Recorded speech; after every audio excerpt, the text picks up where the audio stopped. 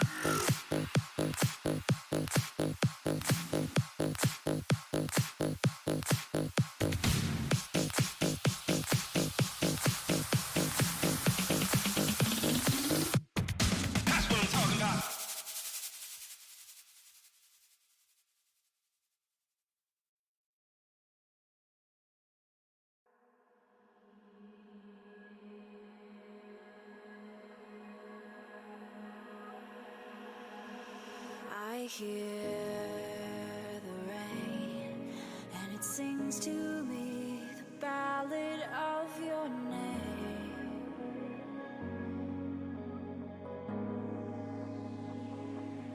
I'm listening, and the voices echo in my dreams again.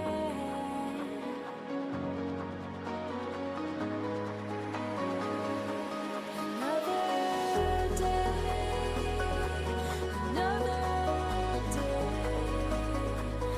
let the tides come in to fade you into gray. Another day, let the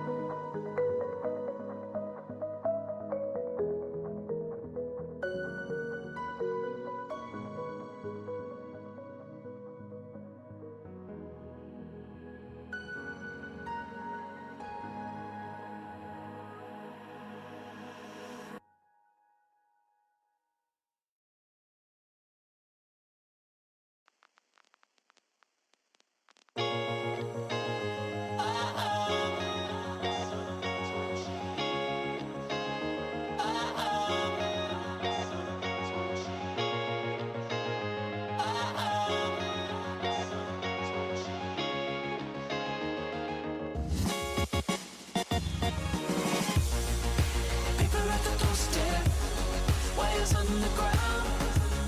Cats staring at the window, taking over the town. Hovering like vultures with frantic wings. Can't shake the feeling that someone's watching.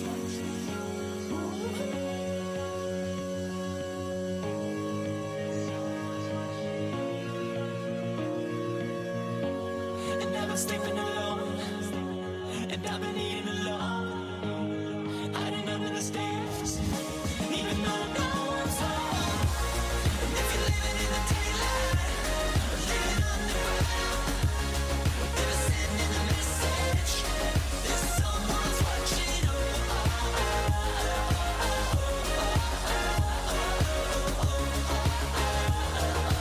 I don't care if someone's watching. Hear the flock of the sirens, watch through the screen. He hatched thoughts at the supermarket, never close to see. With the cameras hanging on plastic rings, he always had the feeling that someone's watching.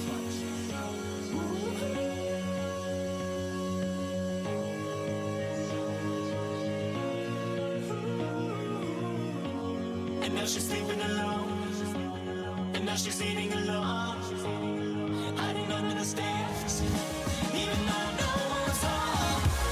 And if you're living in the daylight, or living underground, never sending a message, there's someone's watching.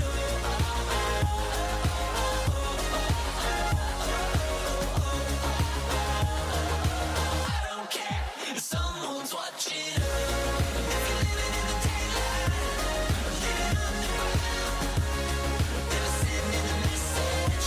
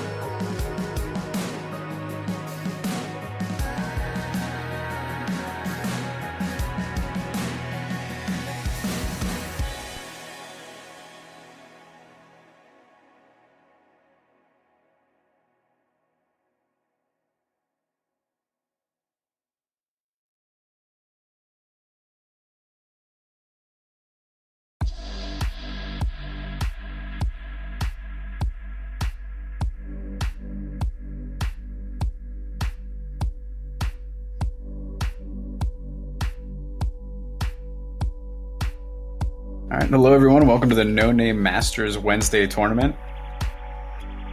My name is Amnesia, and joining me is Siegfried. Hello. So it looks like our first match is going to be against It's going to be Ninkasi versus Shia LaBeouf. And so we got a TVP coming up on Dusk Towers. And I haven't personally seen either of these players play, so do you have any kind of predictions? How do you feel about this matchup? Well, just judging from the fact that Ninzuki was able to get into Masters again this season, I would probably favor him. Yeah, Whereas he's Shia is still in Diamond, which doesn't necessarily say anything about his skill, but it does show that his Ninzuki has been able to keep his elo higher. Yeah, I've talked to Ninkazi a little bit, and I mean, he seems to be a really high level player. He's beaten a couple of GM players, so I think he definitely has a pretty good chance to go the whole way through and win that big $5 prize pool.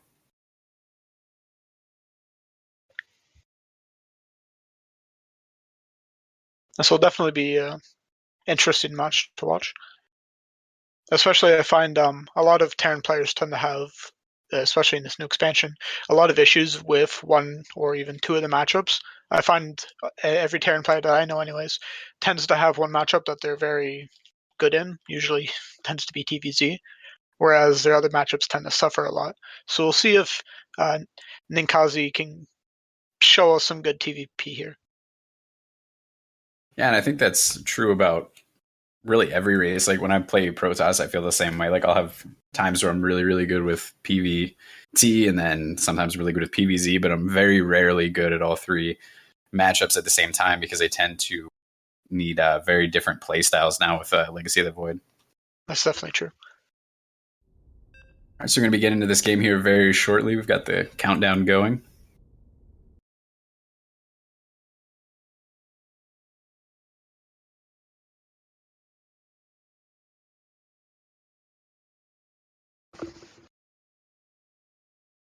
So the map will be Dusk Towers. I can't remember who picked this one. This is a fairly balanced map, I would say.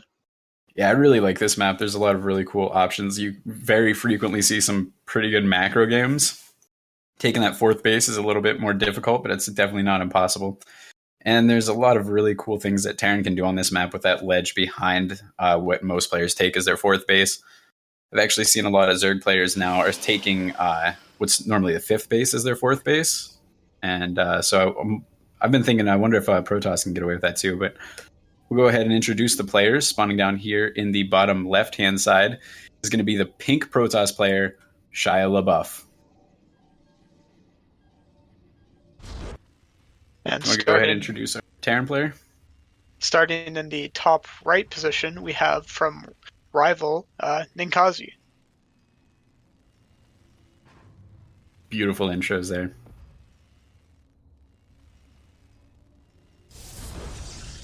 And so when you play on this map, what kind of builds do you tend to favor in a TVP?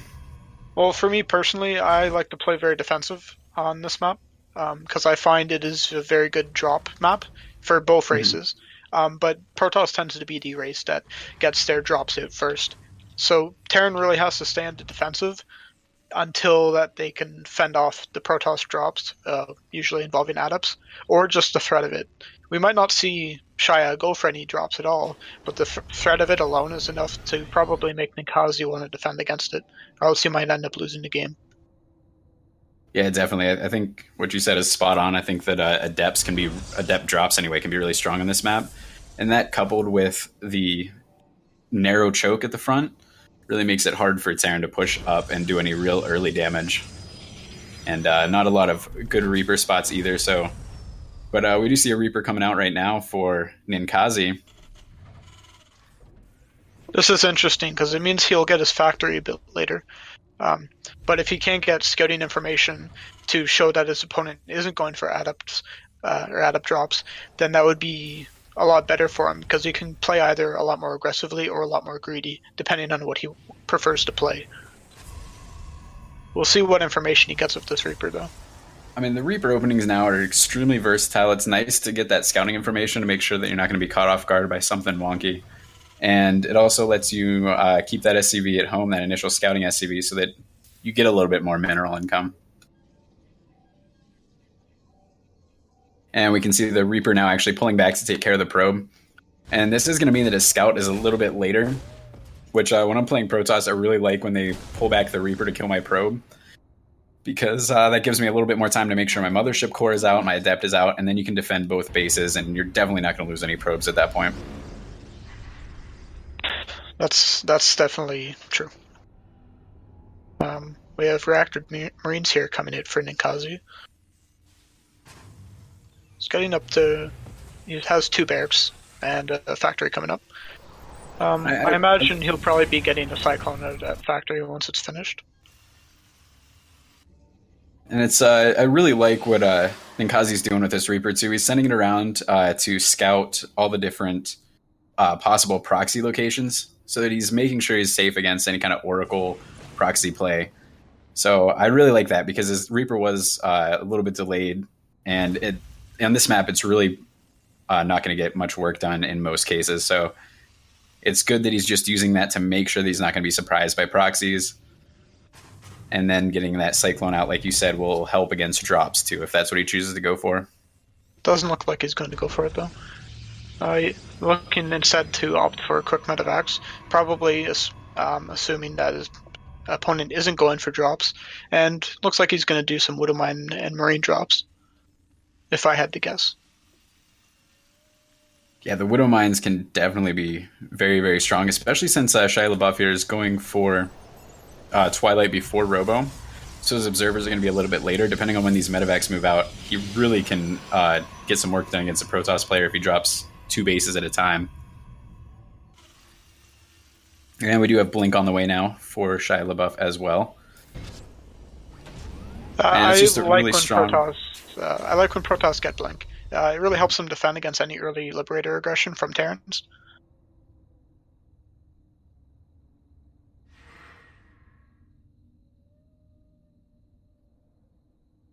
And we do see Liberators here coming out for Ninkazi.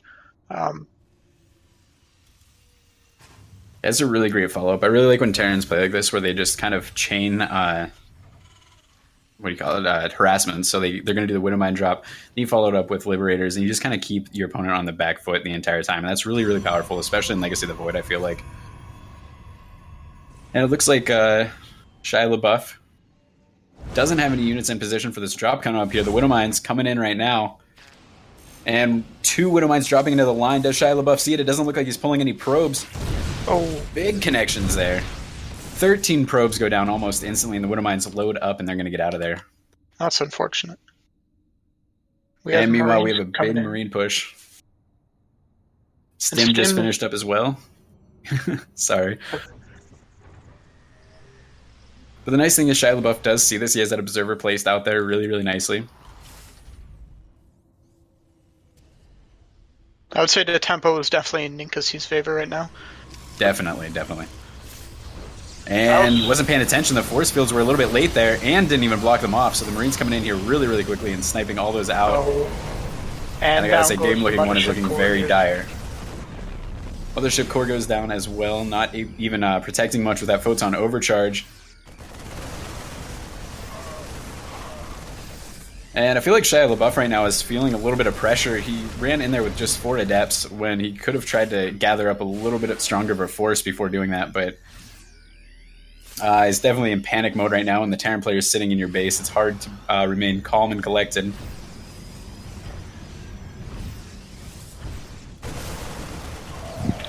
And Widowmines are definitely a good way to deal with adepts. Oh, definitely. That extra shield damage is brutal against adepts. And meanwhile, the Liberator is doing tons of damage to the mineral lines as well. So even if by some miracle Shia LaBeouf holds us off, and there's a good jam.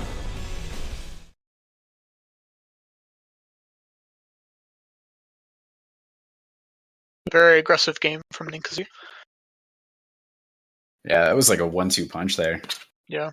I really think the pulling of the probes there, or not pulling of the probes, I mean, is what contributed mostly to Shia LaBeouf's dire situation. I feel like if he hadn't lost those probes, if he had pulled them and only lost maybe 3 or 4 instead of however many he lost, he would have not felt as pressured.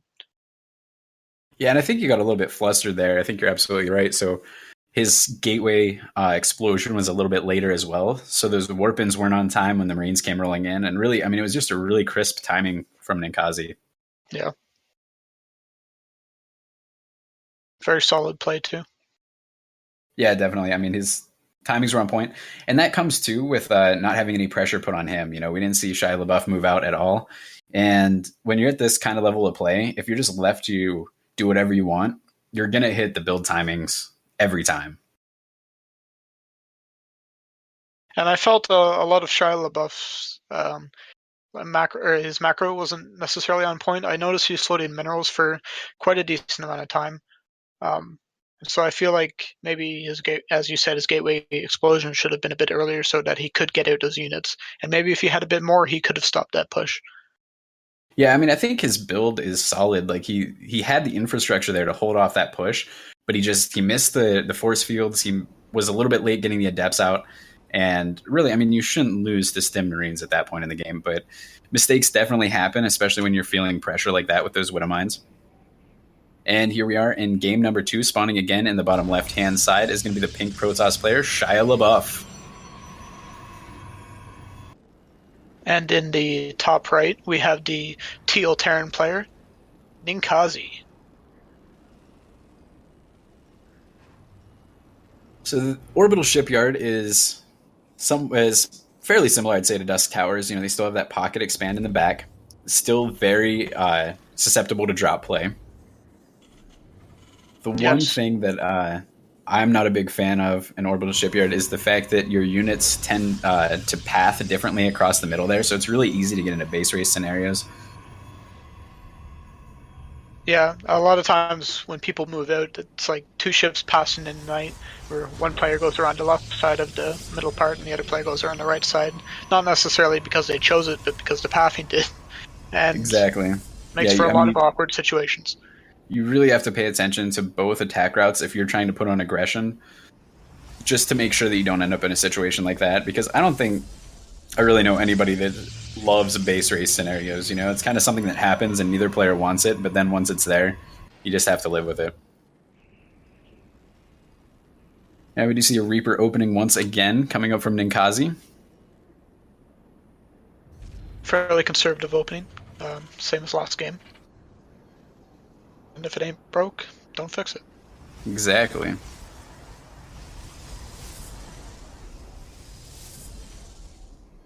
And Shia LaBeouf this time playing a little bit safer. He's getting out a double gateway before the expansion. We see 2 Stalkers coming out right away, as well as a Warp Gate.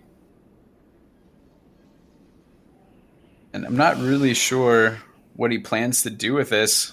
He's rallying him to the back of his base. Well, the Stalkers will definitely be useful in keeping out the Reaper. Yeah, I mean, it's definitely a good defense, and Stalkers are good all around. But when you put like a double gateway army out there, generally you're going to have to do a little bit of damage, especially on this map where Terran usually feel comfortable taking a very quick expansion. So we'll have to see what Shia LaBeouf's plan is to make up for the lost economy that he has by going this build. And he's going to get a robotics facility out, so that perhaps he can start dropping. He might even do, drops and using the Stalkers to make sure that there's no Liberators or Vikings there to stop him from continuing to drop. That's true, and you can do some really cool micro now with the range of Stalkers, plus the range that Warp Prisms have to pick up units, where you can kind of almost get kind of a blink effect with them, where you're taking the wounded ones back into the Warp Prism and dropping them off. So I have to see if that's his plan. Nice that he's able to poke at the wall here. It looks like he's definitely going to take out the supply depot here. A couple of Marines out should be able to stop them from doing much more damage if Shia LaBeouf chooses to push up in there. We've got a bunker coming down. And it looks like Ninkazi's a little bit uncomfortable there. He almost pulled all of his probes and then decided not to. I think this is a bit of the maybe lapsed decision from Ninkazi. I feel like on most maps where you have a ramp like this, if you should definitely build a bunker at the bottom of the ramp to prevent situations like this. Because he lost 2 depots and his supply blocked. This is pretty big deal in this stage of the game, especially with follow-up coming out. He does have that Cyclone out now, and those can just shred Stalkers, especially since he has that high ground vision. He doesn't have to worry about them breaking line of sight or anything like that. So I think at this point he should be able to stabilize. It's these drops that might do a lot more damage here. Oh, that could have been bad. Yep, with the damage that they push out, though, it's really hard to commit as the Protoss player here. Yeah. But the Warp Prism is arriving now. We've got 3 gateways at home. We've got a robotics facility pumping out Immortals now. So this is very all-in from Shia LaBeouf here. He has to make something happen. We've got siege tanks out now. We've got Cyclones and a pretty good amount of barracks units out as well. I think Shia needs to crack him pretty quickly before more tanks and Liberators get out, or else he just won't be able to do anything. Terran is very good in situations. I'm really worried that he's waiting for this Immortal to show up, but by that point there's going to be Liberators out, and there's no way you're getting up that ramp with 2 siege tanks, a Cyclone, and a Liberator guarding that ramp. It's just not going to happen. Looks like, does he have Blink? No, he doesn't even have a Twilight, so I'm not sure. I guess he's just going to give low... Oh, maybe he's just going to Elevator up, I guess? Yeah, he's fairly slow to do it, though. Maybe he's trying to pull the army out of position. There we go. There's the Elevator going down. We've got the Liberator working away on that Warp Prism now. And the Marines aren't helping focus it down, though. With that, he manages to pick off the Liberator without it doing too much damage.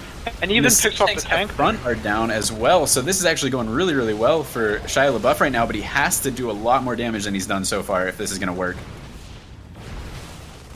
Warp Prism eventually got cleaned up, and that means that it's down to 1 Immortal and 3 Stalkers to kill this entire Terran army. I don't even feel if he kills all the FCVs here that it'll be worth it. No, I mean, that was... I think if he would have kept that Warp Prism alive, this would be a totally different story right now, but because he just let it sit there and the Marines were able to pick it off, I mean, he's got a lot of ground to make up for right now. If you take a look at income, you see that the Terran player has 33 Harvesters and the Protoss has 24. Add that to the mule count, and I mean, this is an uphill battle for sure for Shia LaBeouf. It also depends on what Ninkazi presumes about this too, because Ninkazi didn't have visuals that Shia was on 1 base, so he might have presumed that Shia was on 2 bases that whole time. That's true. We'll have to see what his game sense is telling him right now, because we can see that he's ahead, but he might not know that. He might feel pressured to stay on 2 bases and keep defending. No, I think you're absolutely right. I think if he knew how all in that was, he'd be marching across the map right now to end the game. But instead, he is staying at home. It looks like he's gathering an army there, picking off observers. Which isn't a bad move either, as long as he realizes that he can take a 3rd base. Yeah, I mean, he's in a good position no matter how you look at it. I mean, even if he stays on even bases, he's still going to be ahead because he has that initial army lead. And I mean, even just looking at strictly supply, we see almost a double supply for Ninkazi right now. So, I mean, the burden is still definitely on Shia LaBeouf.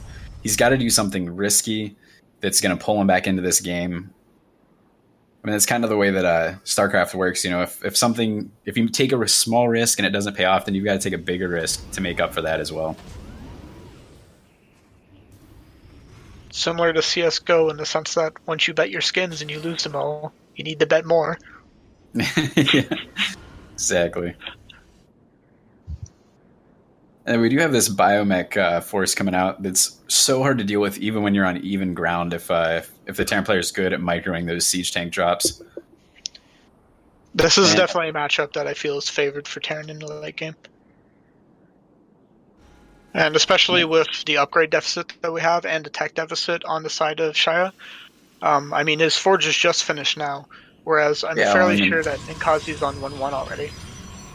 I mean, if, the spending tab shows us that there's almost twice as much spent for Terran in economy, a lot more spent in technology and army. So, I mean, he's really ahead in every facet. And Shia LaBeouf is going to need a miracle engagement here to pull himself back into this.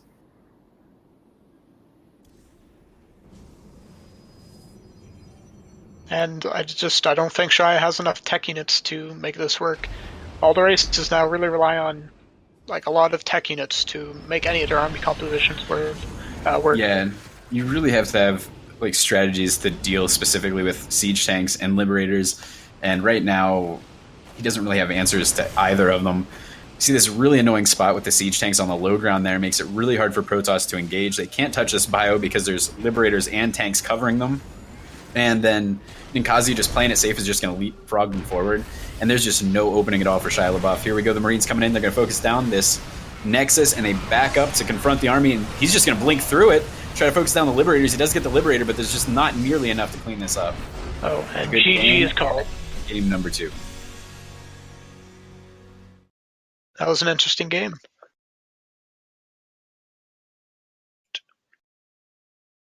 Yeah, so I feel like Shia LaBeouf has these good plans, but just his execution is just a little bit slow, and Ninkazi's just too good to let him get away with that, really. His timings are on point, so he's able to hold off these pushes simply because they're a little bit later than they could be.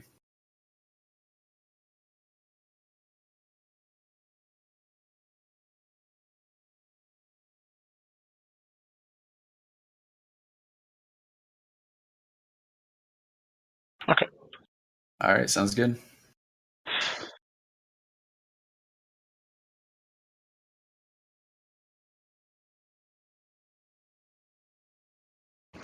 Okay, so we're just going to take a small break here. And we'll be back to cast the next game once the other set finishes up there in the bracket. And in the meantime, if you want to make a donation to increase the prize pool from $5 and make it a little bit higher for these excellent players, then you can go ahead and hit the donation button. It's right below the player on Twitch. And if you want to compete in this, then if you're a member of the Chobo Team League, this is open to everybody when he has them, and you can just go to Discord there. There's information on the forums on how to sign up. And we'll be back shortly.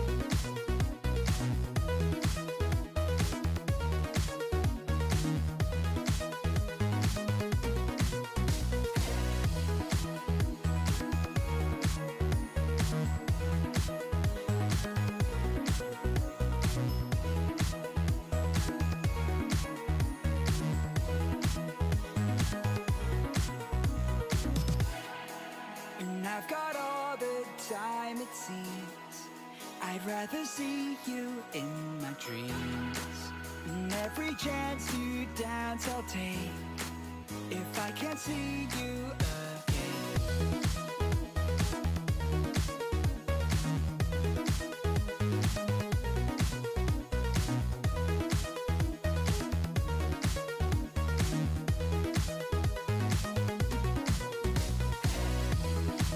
And I've got all the time it seems.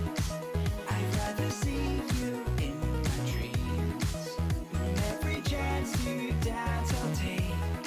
If I can't see you again. We could be listening for answers, waiting to be set free. You came across this moment, and I'm so thankful you shared it with me.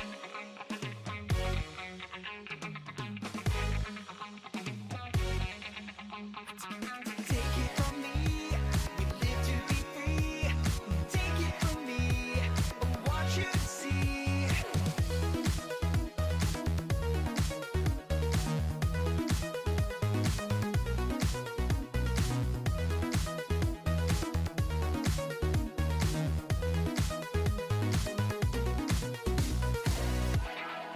And I've got all the time it seems.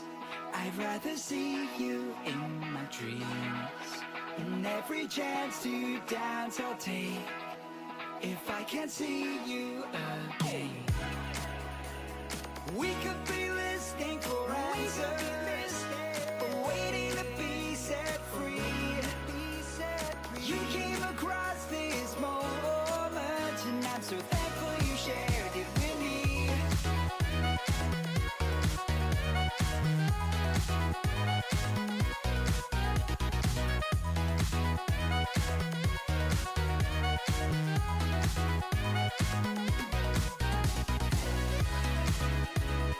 We could be listening for answers, waiting to be set free.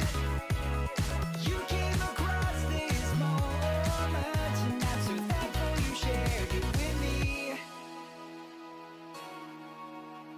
And welcome back to the No Name Masters Tournament, hosted by TB Ham. We're coming into a game here between Exiled and Nexlux.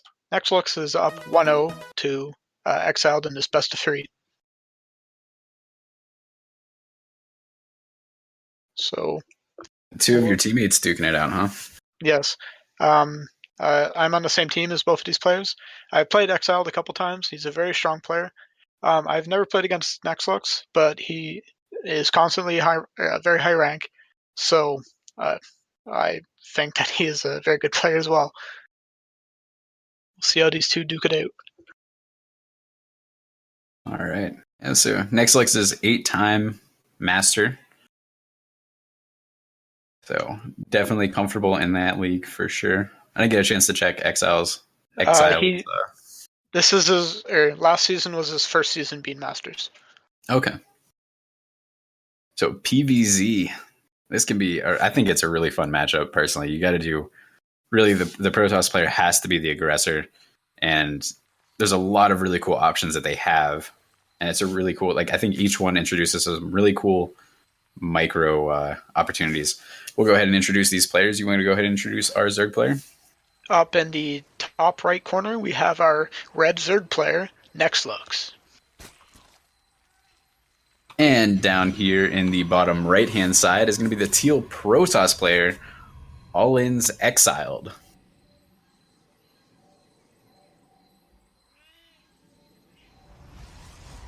These spawns will make for interesting mid-game. Just hoping we see some drop play from either side.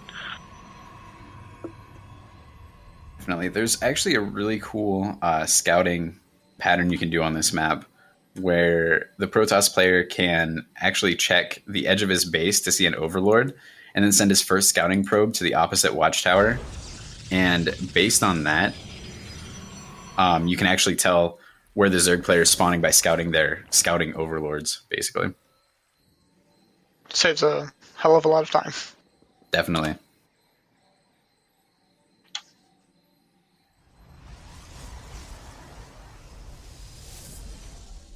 So they're both fairly standard builds, I'd say. Yeah, my screen is really weird right now. It's like it's constantly shifted, like when you hit the rotate camera button. Okay. So this is cool. I'm gonna get to cast from a different perspective. Oh, we got some cheesy shenanigans going down here. Nexlux taking the gold base in the middle of the map. This is really interesting because it's actually right between their bases too. And will this probe scout it? No, he walks right past it. He might get it on the way back, though, depending on the path he takes. But The pathing by default is going to go through regular mineral expansion just to the right of that. So unless he has some kind of idea that this base is being taken, I really don't imagine he's going to scout it. no, and especially if these lengths coming across the map, I don't think Exiled would be thinking about the possibility of a gold base. And where is he actually sending the Zerglings? He's sending them cross spawn? Yeah. He might just be taking the long way. I'm not sure. Yeah, I mean, it looks like they're going the whole way down there. That's strange, because he definitely scouted his opponent. Maybe Did he not realize that he scouted his opponent? I guess he wasn't paying attention. But they're on the right path now. That's strange. It's not that big of a difference in when they arrive. Like the Mothership Core and a Stalker will be almost out. So like obviously this is going to be deflected, but there was a Zealot at the ramp anyways. So at most, he's probably might get a couple of drones here.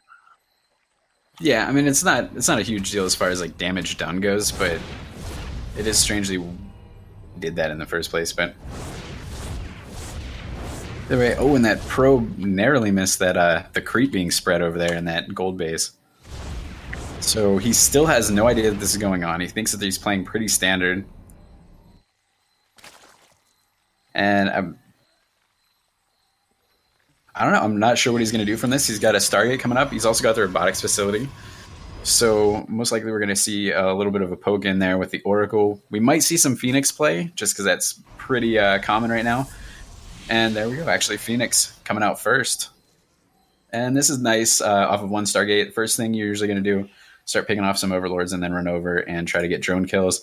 And Stargate's just nice because you get a lot of scouting done all the time as well.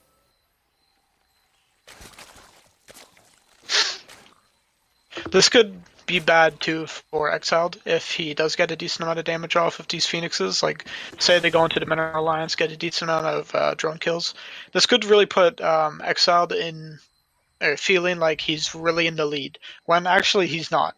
And this could lead to him making some pretty poor decisions in the long context of this game.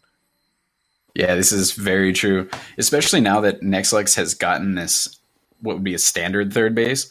So it just looks like he's just a little bit later with his third expansion when really that's his fourth base, and he's got a gold mining. And I mean, he's had it fully saturated for a while now, so he's going to have a huge income increase. And I mean, by the time that Exiled scouts us out, it might already be mined out too. Getting a couple of Overlord and drone kills here, it's always nice pickup and definitely needed in this spot. He doesn't realize how critical it is right now, but no doubt he will at some point in the game. And then we have to see what the Zerg player chooses to do off the back of this too, because with this kind of huge boost in economy, you can either stick on low tech and just try to overwhelm your opponent, or you can try to tech up really, really quickly. And it looks like he's going to go straight for Hydralisk to try to deflect these Phoenix, and there we go. He's finally scouted out this gold base, but what can he really do about it right now? It's an interesting position because Exiled's build has already been prepared. Like, he's almost, all the way through probably his prepared build. So he's going to have to make some changes on the spot to see what he can do, and this might end up being rather sloppy. Yeah, I mean, it looks like he's going to try to punish this. He just started chrono boosting his gateways. He's warping in some zealots, and he's heading over there right away. He's going to try to shut this down as quickly as possible. Oh, and this is a pretty bad supply block here. He won't be able to keep producing more units, which he needs if he's going to keep putting on aggression. This is a really frustrating thing to happen when you're trying to punish somebody and your supply blocked. You really lose that timing window, but It looks like Nexlux not really prepared for any sort of attack. Don't see a lot of units out on the field for him. No. And this base should get taken out. I think Nexlux might have been a bit too greedy with this. He only has 8 Zerglings and 2 Hydras on the field. So, Yeah, I agree. I mean, Exile doesn't know this, but he could probably just waltz up to that other third hatchery if he knows it's there. Let's see. I don't know. I think that might be really, really risky. We've got a couple of spine crawlers up there, and the way that Zerg can just kind of like swarm units, you got to be really careful not to overcommit as a Protoss player, especially if your mothership core isn't with your army, because you don't have that mass recall or that recall, so you can, if you lose your units, you're pretty much done for the game. And this is a fairly conservative follow-up here, just getting up his Nexus after it did some damage. Actually going into Colossus tech, really interesting choice. That's not the norm versus Zerg. Definitely tried, once that new skin came out, I did try to use Colossus a little bit more. Versus Terran, it works out all right, but versus Zerg, it did not work out all right. So I'm interested to see how he plans on making this work. This is also interesting. We see Infestors coming in from Nexlux. I'm not sure how common Infestors are in the ZVP matchup. What do you think about this? I mean, I think Infestors, they always have utility. Fungal growth is nice no matter what, especially against charge lots. If you can get that shot off before the charge happens, then a huge part of the Protoss army is just completely deflated right away. But really, we don't see a huge standing army. I think it usually comes out later in the game, at least in my experience. But I really don't think in his position it's a bad choice. We've got a lot of Zerglings and Hydralisks moving in here to the third. Protoss army is halfway across the map. How is he going to deal with this? He's going to cut off a couple of reinforcements. But he needs to get back there quickly, and this Nexus is definitely going to fall. And the new fancy Colossus does come out. And he's trying to clean up Lings, but this is just such a huge, overwhelming force from Nexlux here. And his armor's trapped off from the base. No Photon Overcharge available, and his units are just getting cleaned up extremely quickly. He's going to have trouble holding onto this natural, too. Exile, there's barely any units there right now. I don't think he can hold off this push if Nexlux keeps going in. Yeah, he has some Desperation Warpins. Photon Overcharge should hold this at bay for a little bit. He needs some more Zerglings to kind of take the brunt of these Zealots and Colossi. And the Phoenix actually picking up the Infestors, so nice pickup there. Nexlux is taking a fourth behind this, so he's really trying to maintain a strong lead here. More Warpins coming. It looks like Exiled wants to counterattack. He really does have to get some damage done, and I think he knows that in this position. Yeah, this is a very back and forth game.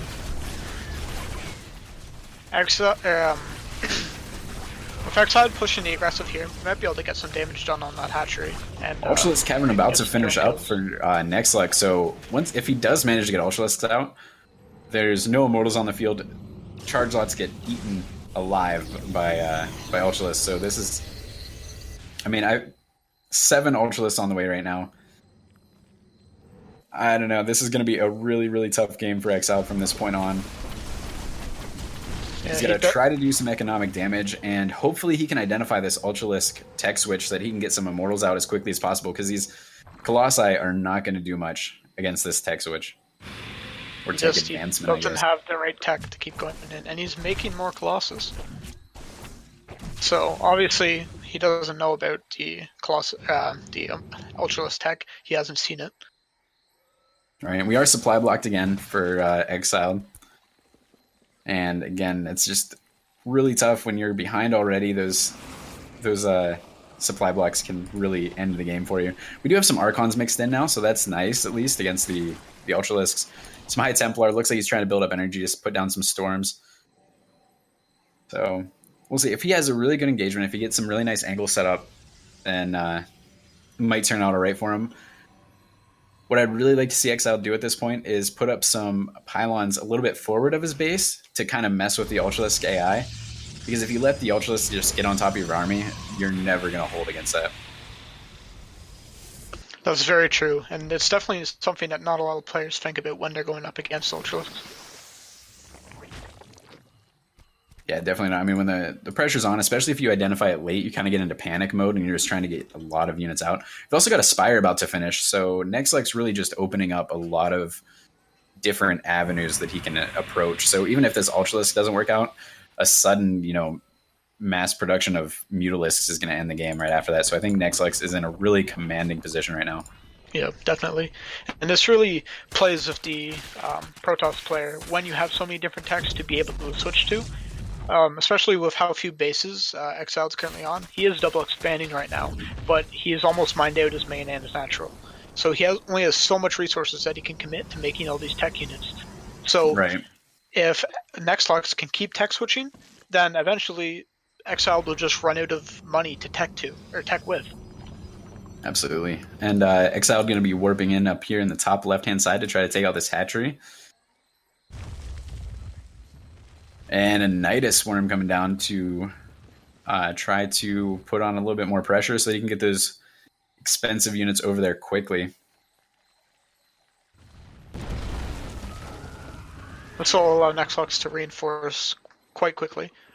Oh, and Viper's in the mix there too, so he's going to be able to he can do so many things with those Vipers. He can abduct the expensive units, he can put Blinding Cloud down. We have one High And Templar. look at all these Ultralisks, that's insane. Yeah. And if only 4 Immortals out right now, I don't think there's any way Exiles can hold this off. Oh my gosh, he's in such a bad position for it too. And here comes the Zerg army down there, and it looks like he's going to back off a little bit. Wants to make sure he has a good angle. This is still a dangerous thing to engage into. And there we go, nice pick off there. And it looks like the engage is going to happen. The Colossi getting abducted into the middle of the army. And a couple of Archons focusing down those Vipers. Couldn't think of the name there. And Exiled actually holding on reasonably well, but in the end, there's just so much Zerg here. The Ultralisk getting us around on the Protoss units. Time Warp going down to try to slow this down a little bit, but really, there's not even that much left to defend it as natural, and these Ultralisks are going to take out the third. And if Exiled loses this base, he loses the game. He has absolutely no minerals left in his main base, and his natural base is almost mined out.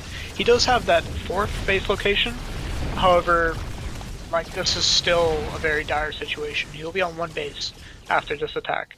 He did get a cancel on the Zerg's 5th base though, with those couple of Zealots, so that's a really nice pickup for him.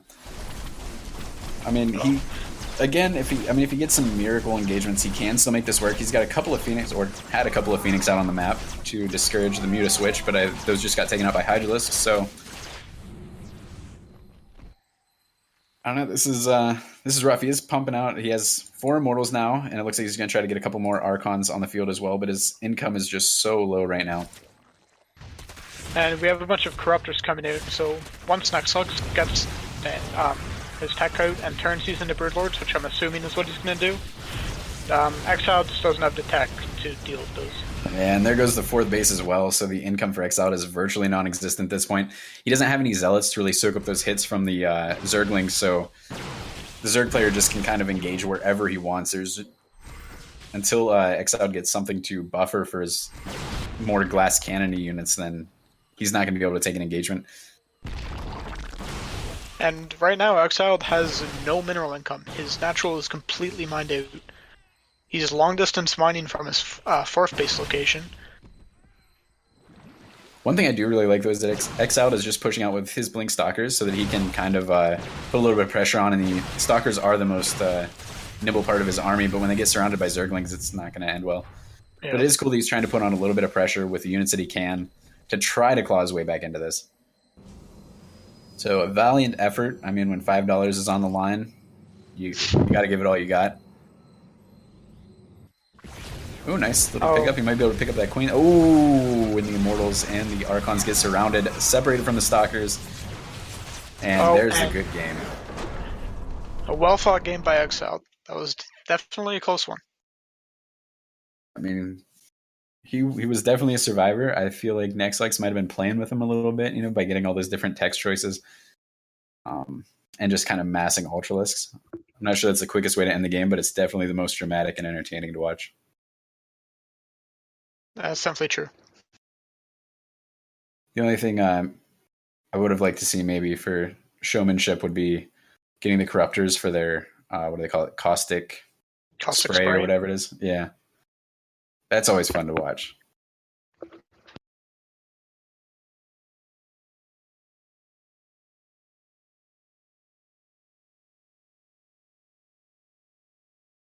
All right, so they're getting ready for the next match now. We're going for they're getting the vetoes ready. Between Pick Here and Nextlux. I really wish we could have watched that first game because that was a long game and must have been pretty exciting also. And those two players were fun to watch. Yeah. And I also noticed Exiled is going for a more like conventional PvZ build. Before I've watched a couple games of his PvZ, and he does like to play a bit different from the standard. Usually going for quick double robo off the start. Oh, really? He does that as his first tech choice? That's what I've seen him do a couple times before. I'm not sure if he's stuck with it, but I've seen him do that before, and I wonder if he got beat using that in the first game, and that's why. I see, and tried to like improvise for second game. Oh, and FYI, $5 has been added to the prize pool of this event thanks to House Peddler. That's great. Thank you, House Peddler.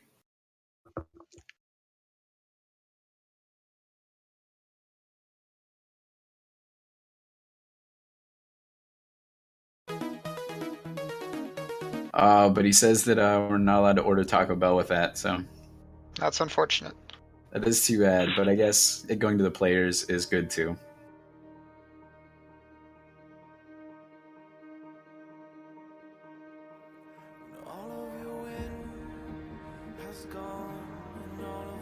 So let's see, we've got Lairlac has been vetoed, Olrena has been vetoed. Those are Central both, Protocol. all those are pretty predictable maps, I think, to be vetoed. They're very different from, like, you can't get away with your standard meta builds in those. But I do think that if you tailor builds to those maps, they can be some of the funnest matches to watch. I mean, I definitely don't do it at the level of play that I'm at, but watching like the pro players come up with these specially tailored builds, like he was at Wellmu versus somebody else on Olrena, where he did the 3 proxy barracks. Did you see that match? No, I haven't. It was a pretty crazy match. It was like one of the coolest things to watch because he did this proxy barracks, and it came down to like these 2 stalkers just being microed for like ever, and he actually had a chance to pull it back. But then the Terran player just lifted up and took the gold base, and stalkers can't fly, so. But it was a really cool match to watch, though. Very different from the meta.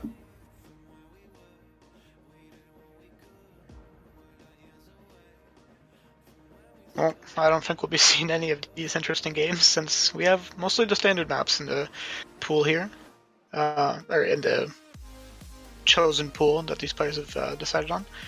It's going to be Dust Towers and then Runes of Ceres, and then for the deciding match, if it comes to that, it'll be Prime Terraces.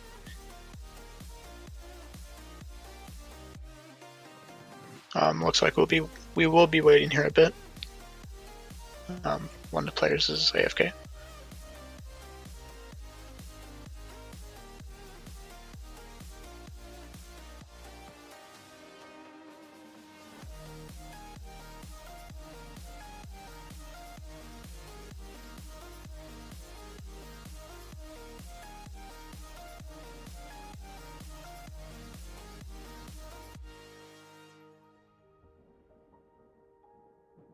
Sorry about the silence there for a minute. I had to put my son to bed real quick. Oh, that's no problem.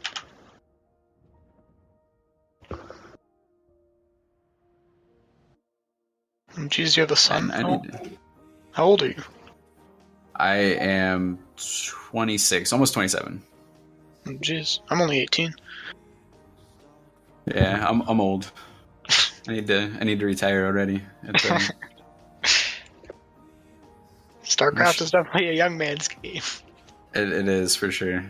Should have retired back when I got masters and just quit at my peak, but Yeah. just keep dragging it out. It's too fun. I'll quit and like do grown up stuff every once in a while, but eventually StarCraft always pulls me back. It's definitely an addiction. And you probably don't need treatment for it, though. Yeah, I don't know. There's been times. I had some, there was a period of time where I was just like playing StarCraft every free moment, obviously before I had kids. But it was like, I would get so mad at the game. I don't think I've ever been as angry in life as I have been at losing some of the games that I lost back then. I took the game very, very seriously. But I've been having a lot more fun with it since Legacy of the Void came out. I think it's a much more dynamic game and just a lot more opportunities to just have fun with the game and appreciate. Like, I even appreciate my losses most of the time when I get beaten by something, because it takes a certain amount of finesse now. You can't just make certain units and win. You kind of have to execute it properly too. Yeah. It'll definitely be a while before you can truly balance wine.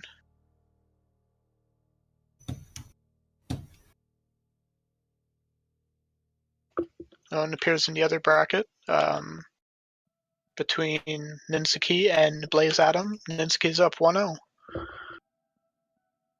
Not too surprising, I don't think. Ninkazi, after watching him play, definitely one of the favorites for going the whole way, I think. Yeah. It's definitely a very convincing play. Although Blaze Adam did take out silly Mr. Stefan 2-0 also, so I haven't seen Blaze Adam play either, so maybe I'm making these predictions and turns out Blaze Adam as future GSL champion. Who knows? Yeah.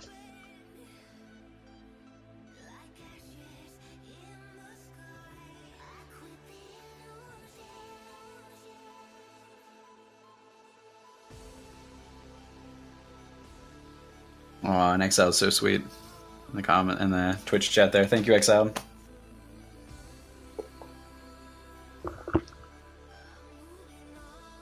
And man, I need to stay out of general chat.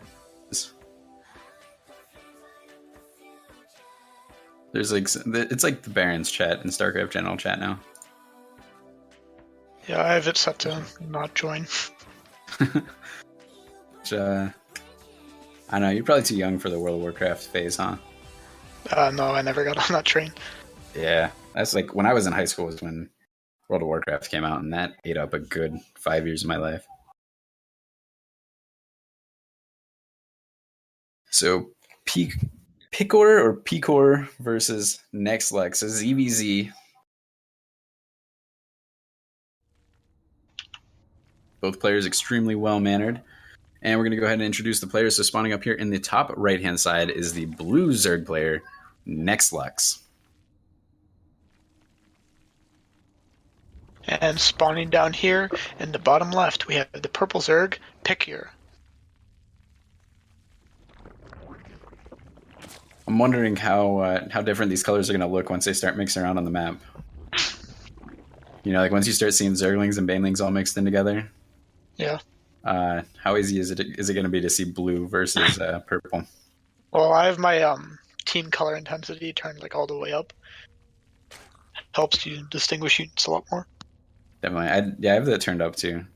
Did you ever use the strong team color add-on back in, I think it was early Heart of the Swarm when they had it. Maybe even Wings of Liberty. No, I don't think I ever used that. It was like a mod that like may or may not have been legal. It didn't actually change the game, so a lot of the Blizz reps said it was fine, but it like made everything super colorful and almost like cartoon looking, but it was really cool because it was like the purple's team stuff was almost entirely purple, and obviously blue, almost entirely blue, but the Banelings especially looked really, really cool. Ooh, looks like Picure here is going for a bit of early game aggression. It's got 8 Zerglings coming out here and a Baneling's Nest on the way. And the speed is a bit quicker than Nexlux's is.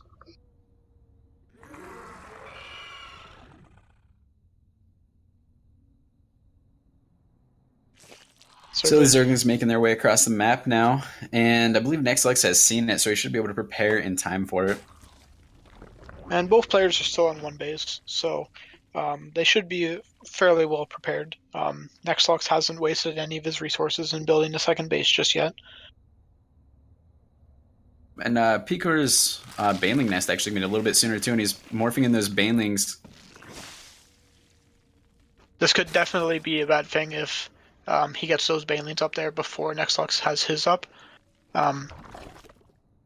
He does have a nice spread already to his Zerglings. He's got Banelings of his own on the way. So I think Nextlex should be fine. But you never know with Baneling fights how it's going to go. Oh, and speed is not done here just yet for Nextlex. He needs to wait. Ooh. Decent connections there. The Baneling's getting into the mineral line, takes out a couple of drones there. 4 drones fall immediately. And Nextlex is going to chase the Zerglings out of here. Now he has to do it. Oh, I guess he's not going to counterattack. He's going to head on back into his base. And their workers are actually tied after that big hit, too. So, really not the end of the world. It was a nice-looking connection, but players fairly even on resources lost. Income fairly even as well. And it looks like Pikier here hasn't decided to make another base just yet, whereas Nextlex has. Yeah, I think Picor is a little bit worried about a counterattack. And there are quite a few Zerglings coming out. Picor's getting Banelings ready. Nextlex runs up the ramp there, and looks like he's going to try to commit to this big connections there with that Baneling. Oh. Nextlex a little bit indecisive there, and that is going to cost him. Got a couple of Banelings following up here. Oh, that was Trading definitely a 2 Banelings good for connection.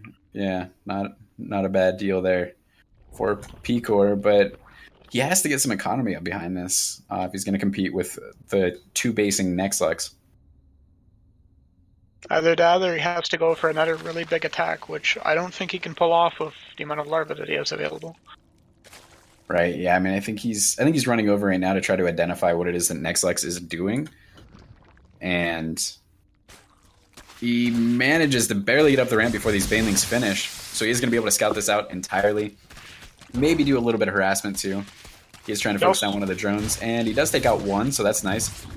And he's He going to also go for an sees the expansion. Roach Warren going up here too. So he should know, yeah, he throws down his own Roach Warren and gets his second gas. This is going to be pretty tough for Pikier going in here into the mid game. I like that timing on it, though, because with the defender's advantage, he should be able to have his roaches out in time to defend. I think he scouted that at the perfect time. Yeah, definitely. But though He doesn't the have a Nextlex- lot of Overlord. Sorry, go ahead. He's had a second hatchery up for quite a while, which means that he's had quite a lot more larvae at his disposal. So this could mean like at least 5 or 6 more roaches possibly for Nextlex. And Nextlex doing a little bit of scouting. He was able to take out a Baneling for 1 Zergling as well. Oh, And Nextlex doing really well right now. And actually, Nextlex looks like he wants to commit to an attack here. 16 Zerglings on the way. And Picor trying to replenish his Baneling count as we speak.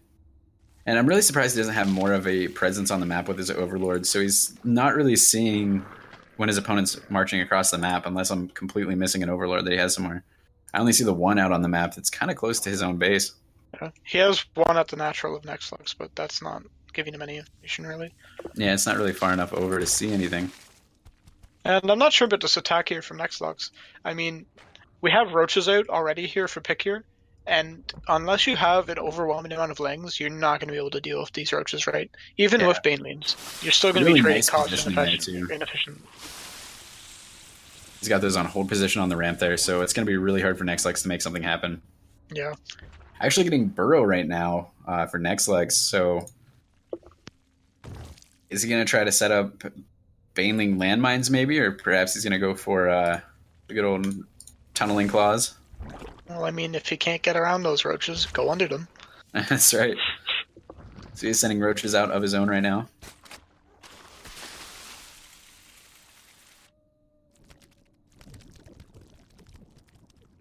And it looks like he is going to try to make this happen here. He's got 6 roaches of his own to try to combat these roaches at the top of the ramp.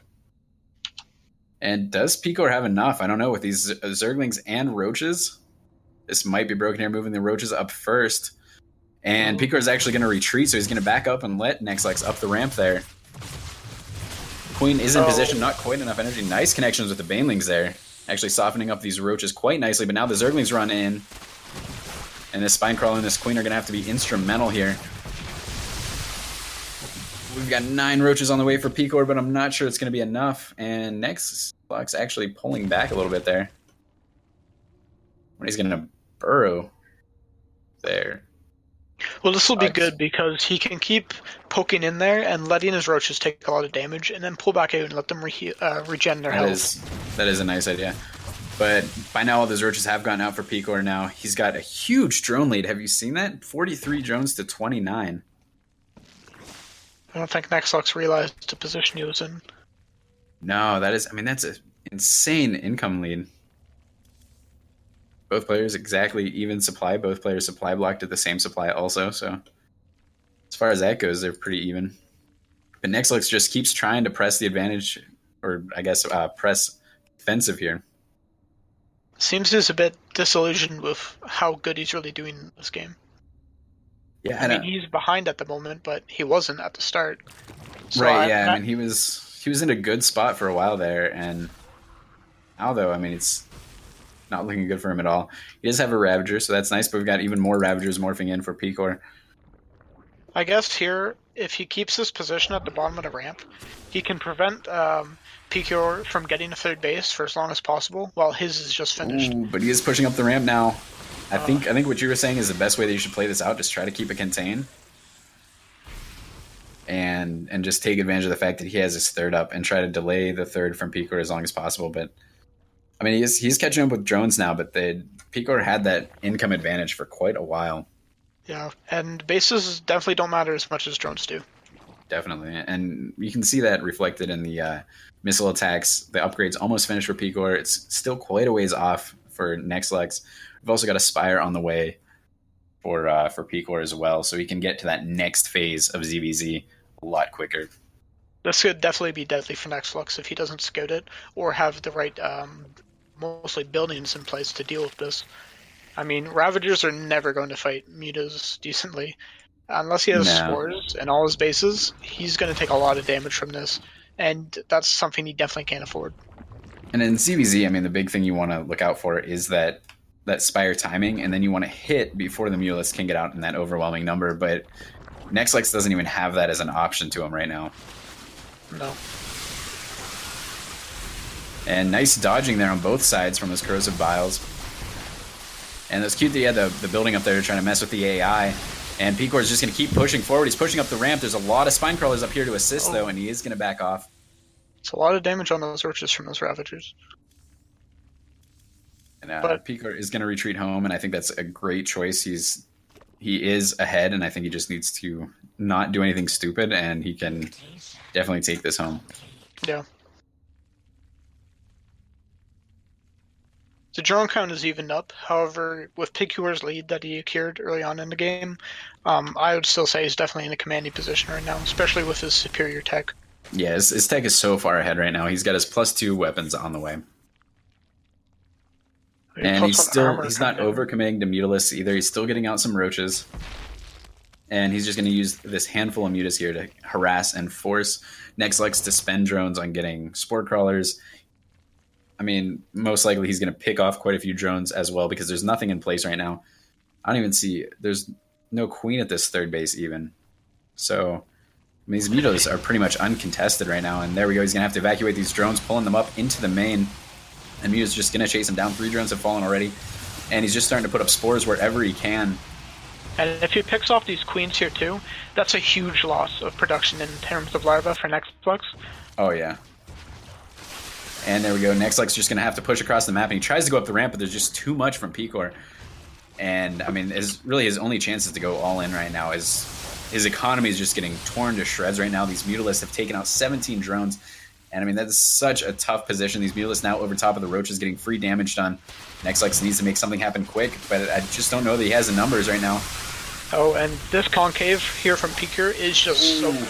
And he's even trapping the Roaches in so that they get hit by those Corrosive Biles. And he's going to chase him home with his ground army as well. I think with this, he can just push for the win if he decides to go for it. Yeah, I mean, I don't see any way that... I mean, Picor would have to make some huge mistakes right now. And then Muta's over at Nexlux's base, taking out these Spine Crawlers, clearing the way for the ground army to come through and just demolish everything. And there they go up the ramp. And the Spine's even running into the main as well. Nexlex just hanging in there, I guess, for just waiting for a miracle. I guess getting a couple of Hydralisks out to take out the Mutalisks, I guess. And I can understand that. Sometimes when I'm playing a losing game, I count it as a victory for myself if I can at least kill off the Mutalisks, even if I lose the game. At least I killed the Mutas. And a big thing too here is that those overlords for Nexlux won't be in position at the top of the ramp, so he's not going to get a good position here. He won't have the high ground vision, so his. I really like this last stand kind of mentality, though. He's just gonna. Yeah. Drones have been pulled. Like if he was Terran, he'd be floating buildings right now.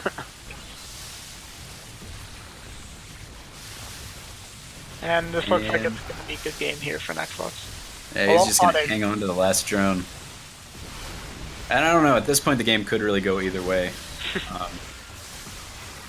I'd really like to see some Ultralisk tech here from Nexlex any minute. And good game. There we go.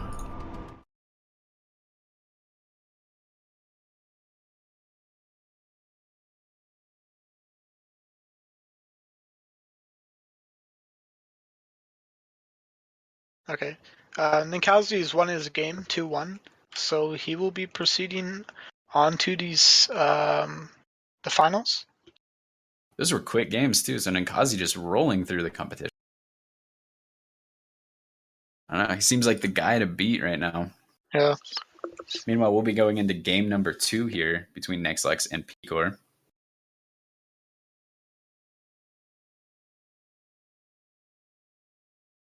And that was I'm really kind of excited about this next game because towards the end, obviously, it was extremely one-sided towards Picor, but early game, I think there's just a couple of small mistakes that Nexlex made in the early game, like not droning quite enough when he was ahead and trying to end the game when he should have probably just increased his lead.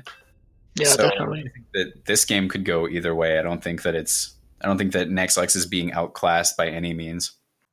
And I kind of hope for Nexlux here that in that time that he was using near the end of the game where it was probably clear that he had lost, I hope he was thinking about what happened in that game and what went wrong. Because taking that time as a player can be really helpful going into the next game to see what happened. That's true. So starting here in the top left, we have the Red Zerg Nexlux. All right, and spawning down here in the bottom left of Ruins of Seros is going to be the Teal Zerg player, Picor.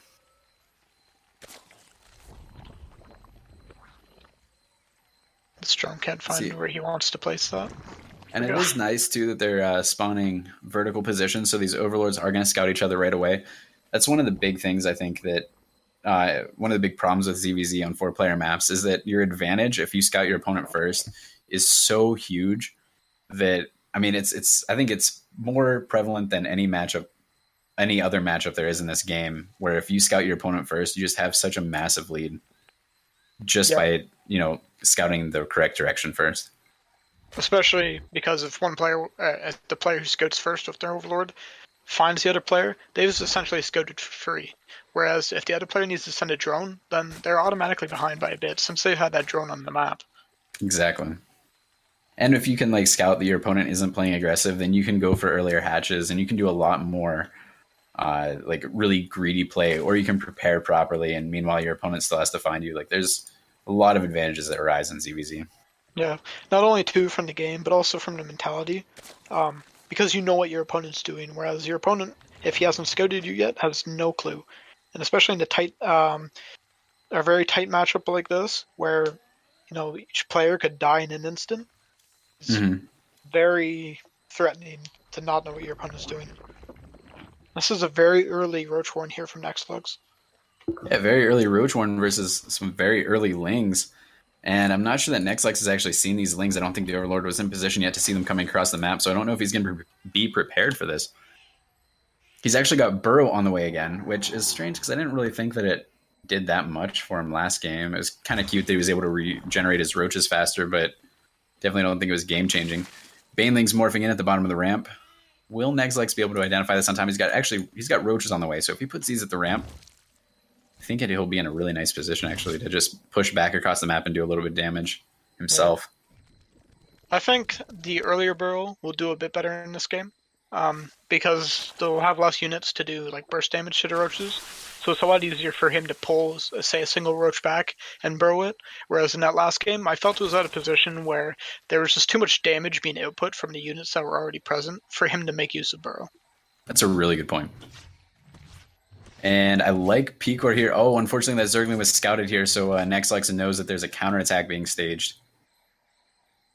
And I think Nexlex was actually planning on pushing across the map with these roaches, and then those Banelings and Zerglings could have run into Nexlex's base and done a lot of damage. But unfortunately, some of those Zerglings were rallied up there and gave away their position, so Nexlex knows that he still has to defend for a little bit. Yeah. And he's actually scared Picor into getting a Spine Crawler as well. I think this is good from Picor. I mean, he doesn't have a Roach Warren yet. So he's really at a bad spot here if Nexlex just decides to go across the map.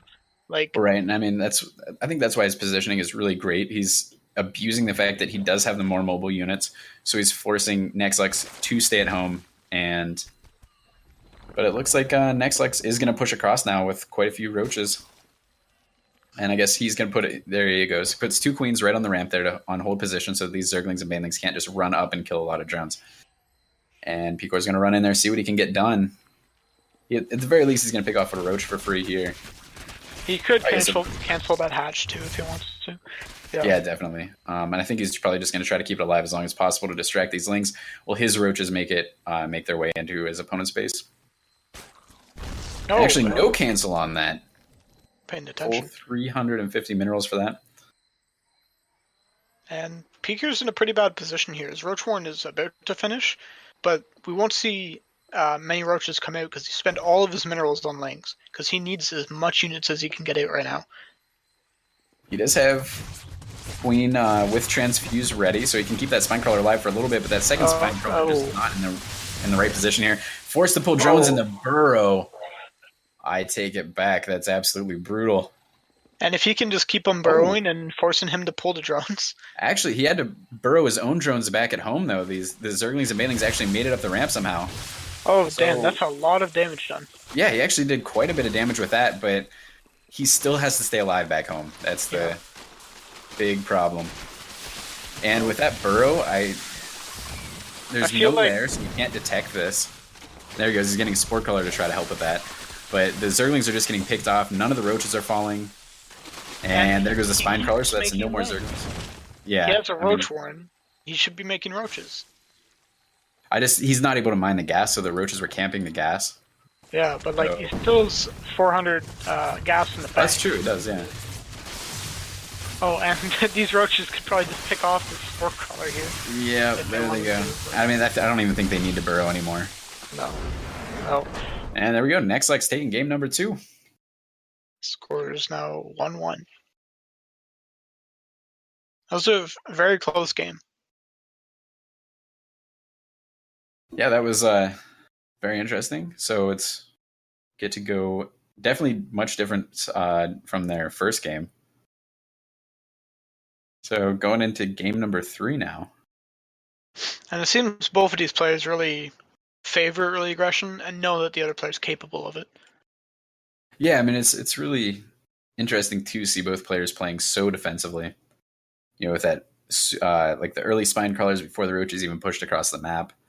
We had the queens at the ramp pretty early, the roaches hanging back to make sure there were no counterattacks. So it's good to see not a lot of silly mistakes being made. I do want to go back though. Unfortunately I wasn't paying attention and didn't see how the roaches and Banelings made it up the ramp. I would be kind of interested to see that. I didn't catch that either, unfortunately.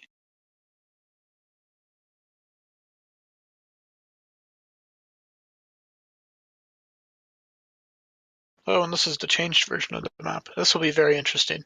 Yeah, see, this change took me by surprise because I have... I'll go over it in a minute once we introduce the players. But extremely quick guess for our blue Zerg player spawning up here in the top left-hand side. Nexlux.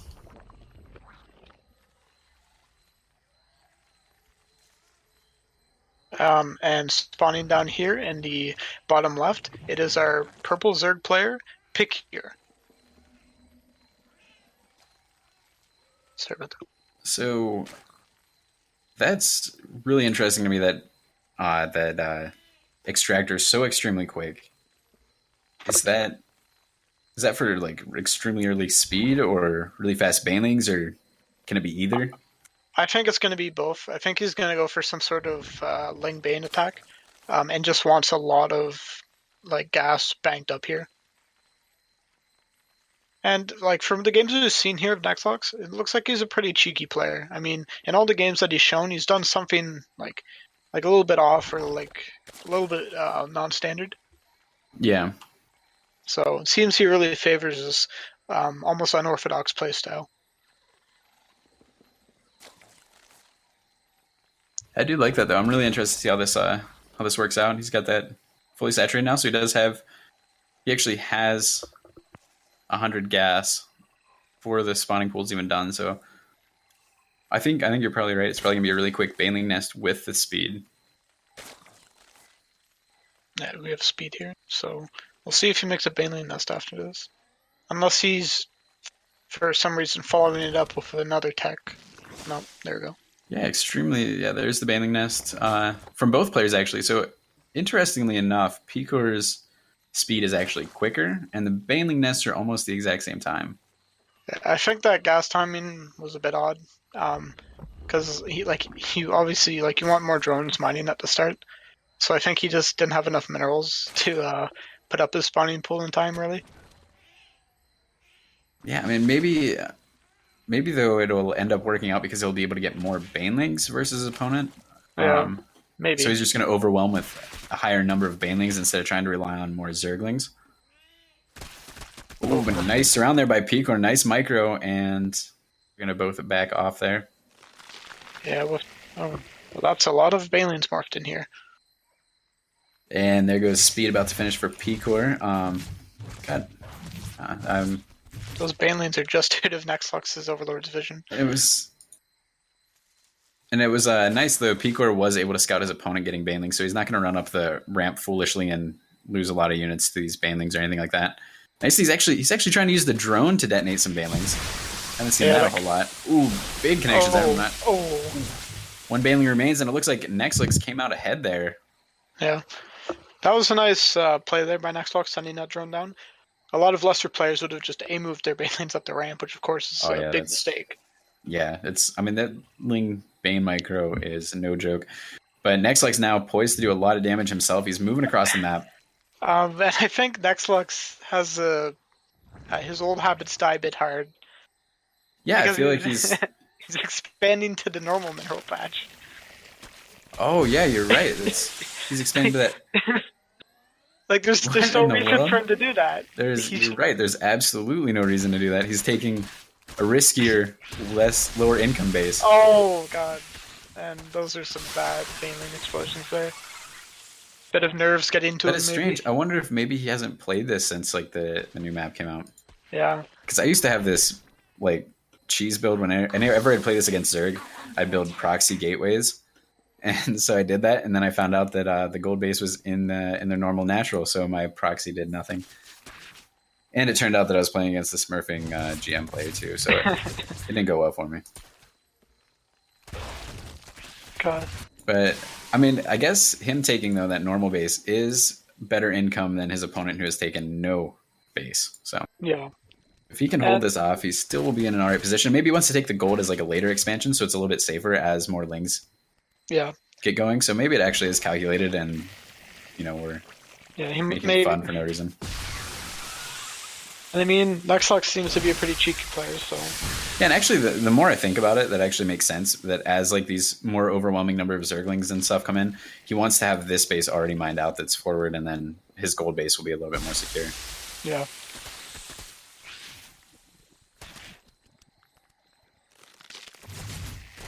Ooh, and these Zerglings can run by. Actually, the Queen's out of position. Nothing here to stop them from going up the ramp, and they're actually going to trap the Queens. Nice transfuses going down. And it's going to delay this a little bit. But it's going to be a tough hold. Big hits there from the Banelings. And really close, but in the end, Nexlux does hold it, but he does lose both of his Queens to that, so he's going to have to replenish those if he wants to get his production back on track.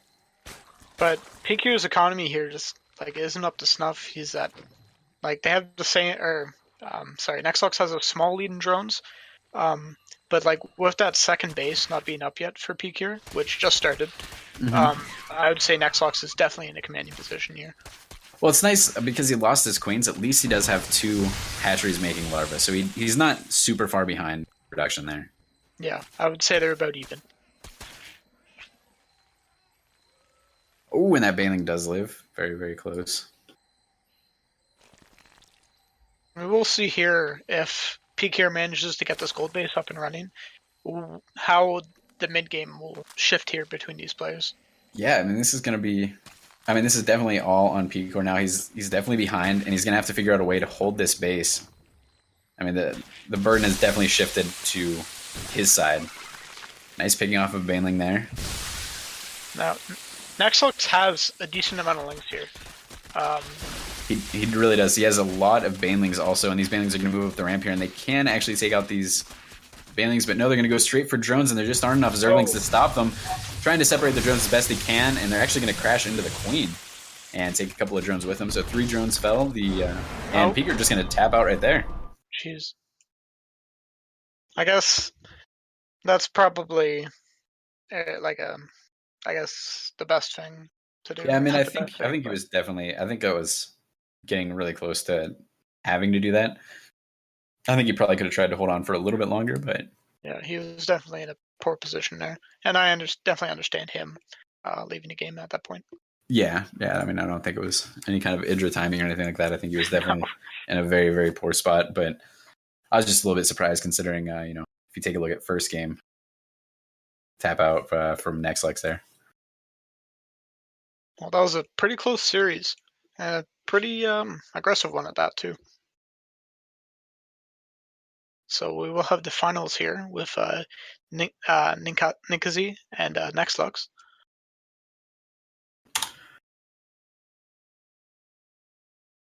Oh. All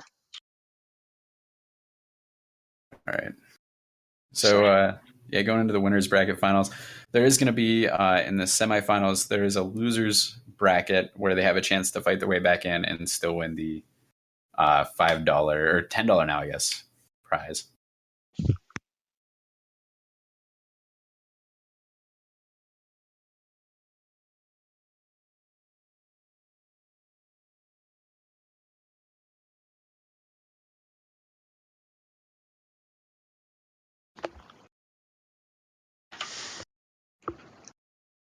All right, we're going to take a quick break, and when we come back, we'll be getting into the winners bracket finals and then going into the grand finals.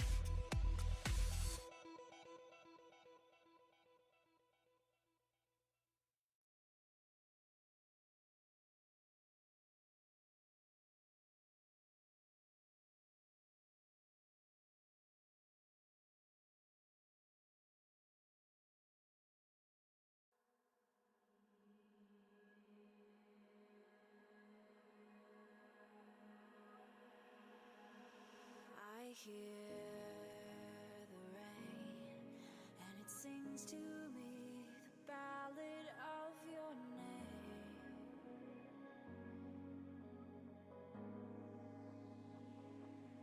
I'm listening, and the voices echo in my dreams again.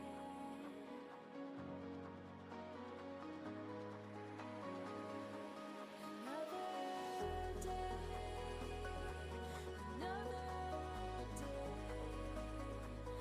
let the tides come into, fade you into gray.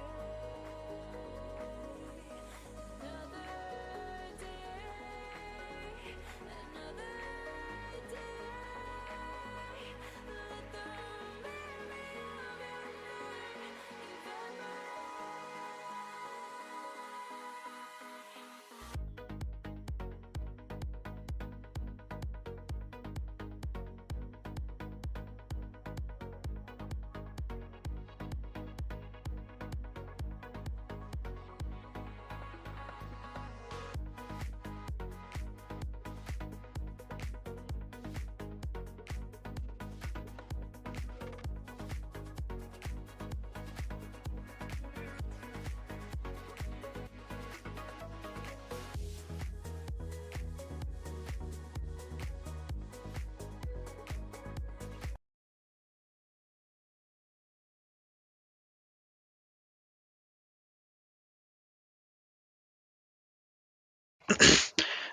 Welcome back to the No Name Masters Tournament. We're going to show you a TVZ between Nexlux and rival Ninkasi here in the semifinals. Yeah, we've So- actually seen both these players play already, so we have a pretty good idea. Both of them have done really, really well. What's your feeling going into this match? Who's your favorite? I think Nexlux has shown some pretty cheeky builds and some pretty interesting ones. So I think he has a pretty good chance here, because when you play against someone who's playing standard and you play an odd style, that can really throw someone who's so used to playing standard off, especially in a best of. This is a best of 3, right? I believe so, yeah. Yeah, so it can really throw someone off. So if he can throw off Ninkasi, it could really be helpful just in terms of what Ninkasi's thought process is and what he's doing at certain points in the game. All right. I gotta say that I'm gonna go with the teal Terran player spawning here in the bottom left-hand side of Dusk Towers, already clearing his way through the tournament. Hasn't dropped a map yet, and it's Rivals Ghazi. Oh, sorry, what was that? Did drop one map. Oh, he did drop one map? Yeah. Get back then. Dropping only one map. Rivals Ninkasi. And in the top side of the map here, we have the red Zerg player, Nexlux, who has also only dropped one map. All right, then. I think, based on at least the games that we watched, I really like the way Ninkasi was playing. It seemed like he was really solid and consistent, whereas Nexlux had a couple of really good games, but they weren't necessarily, he wasn't consistent. He made a couple of errors here and there, but then again in ZVZ, it's a pretty volatile matchup. Yeah. I also think Ninkasi has a pretty good playstyle going into this, because we've seen in this TVP that he's definitely not afraid to make tanks and liberators, which I think tanks especially are one of the biggest factors in TVZ. Yeah. But here we see two reactive Reapers coming out here, going to put on some early pressure on Nexlux if he's not prepared for it. I'd really like that. Yeah, it's one Reaper a lot of the times does quite a bit of damage, but two, you can really start to abuse those K8 charges and toss the Zerglings around. You can get out a lot easier, and I think there's a lot of value in getting more than one Reaper in this matchup. Yeah. And from the looks of it here, I'm saying he's probably going to go Mass Reapers. He's building 2 more Reapers off that barracks, and he has 2 more barracks coming up. That's really cool. I don't want to jinx it, but I really do love this playstyle. I don't want to like call it too early or anything, but Yeah. I think the Master Reaper can be a ton of fun to watch and to play. Not if you're Zerg, but there. And I really like this playstyle myself because it really allows you to take control of the matchup and set the tempo of the entire game. Like, when you're going for this early Reaper aggression, you don't need to constantly produce Reapers. You just produce them until you feel like you can't do any more damage to the Zerg. But if you keep them alive, then the Zerg player feels so threatened, and they keep making defensive units. It's really hard for the Zerg to set the tempo in this matchup when you open up with Reapers like this. I like that, though. He's using the Zerglings to great trap them surround. in. Yeah. And then he's going to try to use the Queens to kind of push the Reapers where he wants them to go. And more Zerglings coming down. He's going to trap them in this corner over here and throwing down the KDA charges to get out. And they all get taken out. Really nice defense there, but he did have to invest a lot of larvae into Zerglings, and his Queens were off the creep there trying to chase those down. Yeah, that's true. But that's about 200 gas worth of Reapers there that he lost. That's a significant amount of gas for the Terran. His tech's going to be a bit later. Yeah, I mean, I really think with that kind of build, the Terran player is really counting on the aggression keeping the Zerg in his base for quite a while and letting, kind of giving you that breathing room and freedom. But now he's kind of stuck without any knowledge of what's going on the map. He doesn't know about these banelings coming in towards his base. And if he busts this correctly, I don't know, he could really do a lot of damage to Kazi here. Yeah, and Ling Bane busts are a pretty good follow-up to failed Reaper aggression. But we have a lot of Marines out here for Ninkasi already, which is fairly uncommon for a Terran player to have after they've gone for early Reapers. Ooh, nice KDA charges there.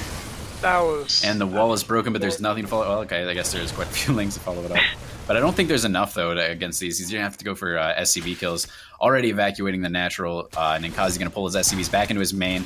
And Nexlex forced to just settle for taking out a supply depot. That's rough. And he won't even get the supply depot. Oh, that's depressing. 'Cause that's like one of those, like, that's like a consolation prize. And he didn't even get that. Yeah. Participation ribbon. Now, Nexlux has a decent amount of workers at this stage. It's definitely not optimal, but he's not super far behind. I think he really just needs to hold on after this early aggression comes out from these Marines here and the medevacs. And then I think he'll be in an okay spot going for the rest of this game. Trying to get a surround on these units with his Zerglings here, but not quite able to get the surround that he needed to pull that off. Combat shields is not done for the Marines yet, so they're going to be fairly squishy, especially if he stims. And forcing to stim this early is pretty good for the Zerg player. Ooh, that's so hard to watch. Marines doing so much damage, and a handful of them will survive, so it looks like I can't imagine he's going to be able to push this any further. No, but this is definitely a lot of length that he's traded. I mean, like, if you look at resources lost, there's a huge deficit there, almost twice as much resources lost for the Zerg player. He's lost 94 units already. Most of them are Zerglings, and they're cheap, but even still, that's not a position you want to be in. And I think Ninkasi has chosen the right path to finish up this game, where it's, a very common style of Terran players to shove Marines and mines down the Zerg player's throat until they die. Yeah, I'm really impressed that he was so ready for a follow-up behind those Reapers. Normally when I see that happen, Terran players are trying to get a really big tech advantage while the Reapers do pressure, but Ninkazi was just ready for an immediate follow-up with Marines and mines and kind of standard push. And he's running right on top of those mines. Oh. And where were them? I thought he had mines. He had one, but it went off. Okay. Okay, I didn't even see. Didn't kill him much. That was a fairly bad engagement there from Ninkasi. There was no splitting. And, yeah, that went very different from how I thought it was going to go. Yeah, and I mean, Nexlux had a lot of units out at that time, which I don't think Ninkasi was expecting him to have that much. But these Widow Mines so far just really haven't been paying for themselves. That was another Widow Mine connection that just didn't do it. This one Baneling trying to waddle his way the whole way home. Centrifugal hooks on the way, but I don't think I don't think they're going to kick in before this Baneling makes it all the way home anyway. I really like this non-stop aggression from Ninkazi here, not allowing Nexlex to drone up at all, so he's stuck at this 10-worker deficit, almost. And he's also stuck on a tech deficit as well. Personally, I don't feel that Lingmuta Bane is nearly as strong as it was in Hops. Terran just has so much Oh more. my god, did you see that Widowmine shot? Those were just It was disgusting. like every Baneling. And good game there. That's a frustrating loss right there. Like, Yeah. when you hold off something that's unexpected like that, like 4 Reapers, and you hold it off so well, and then you still end up losing right after that, that's a really hard loss to take, at least in my opinion. Yeah, and especially too, like the follow-up from Nexlux would have been good if Ningxi was being greedy after that, but he wasn't. He was going for more aggression, which meant he had more units following that up.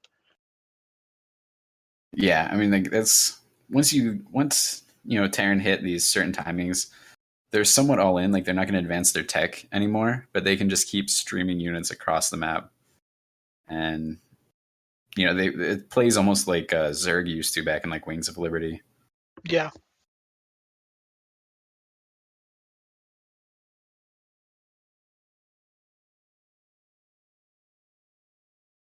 So just taking a quick moment here. Looks like Ninkazi getting something asked for just a second before we start this game number 2. And we're going to be going into Laralat Crest, which I do like this map, but I feel like it's a little bit Zerg favored. Yeah, in this definitely. matchup. Especially with the third base location. The fourth base location, I mean.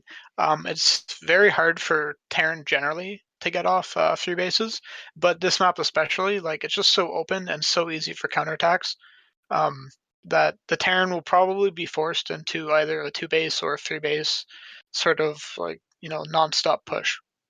Yeah. Which Terran generally tend to favor anyways, but it just really limits any possibility of play. So Nexlux can probably know what he's going to expect here. And Zerg get a lot of options on which direction they want to expand to. No matter what the spawn locations are, you still have a lot of options as Zerg. Whereas, when you're playing Terran, you want the Zerg to only be able to expand in one direction, so you can abuse that with the drops. But here we go. We're already in the game, so I'll introduce Rivals Ninkazi, the blue Terran player spawning up here in the top left-hand side. And down in the bottom left-hand side, we have the red Zerg player playing for all inspiration. It is Nexlux.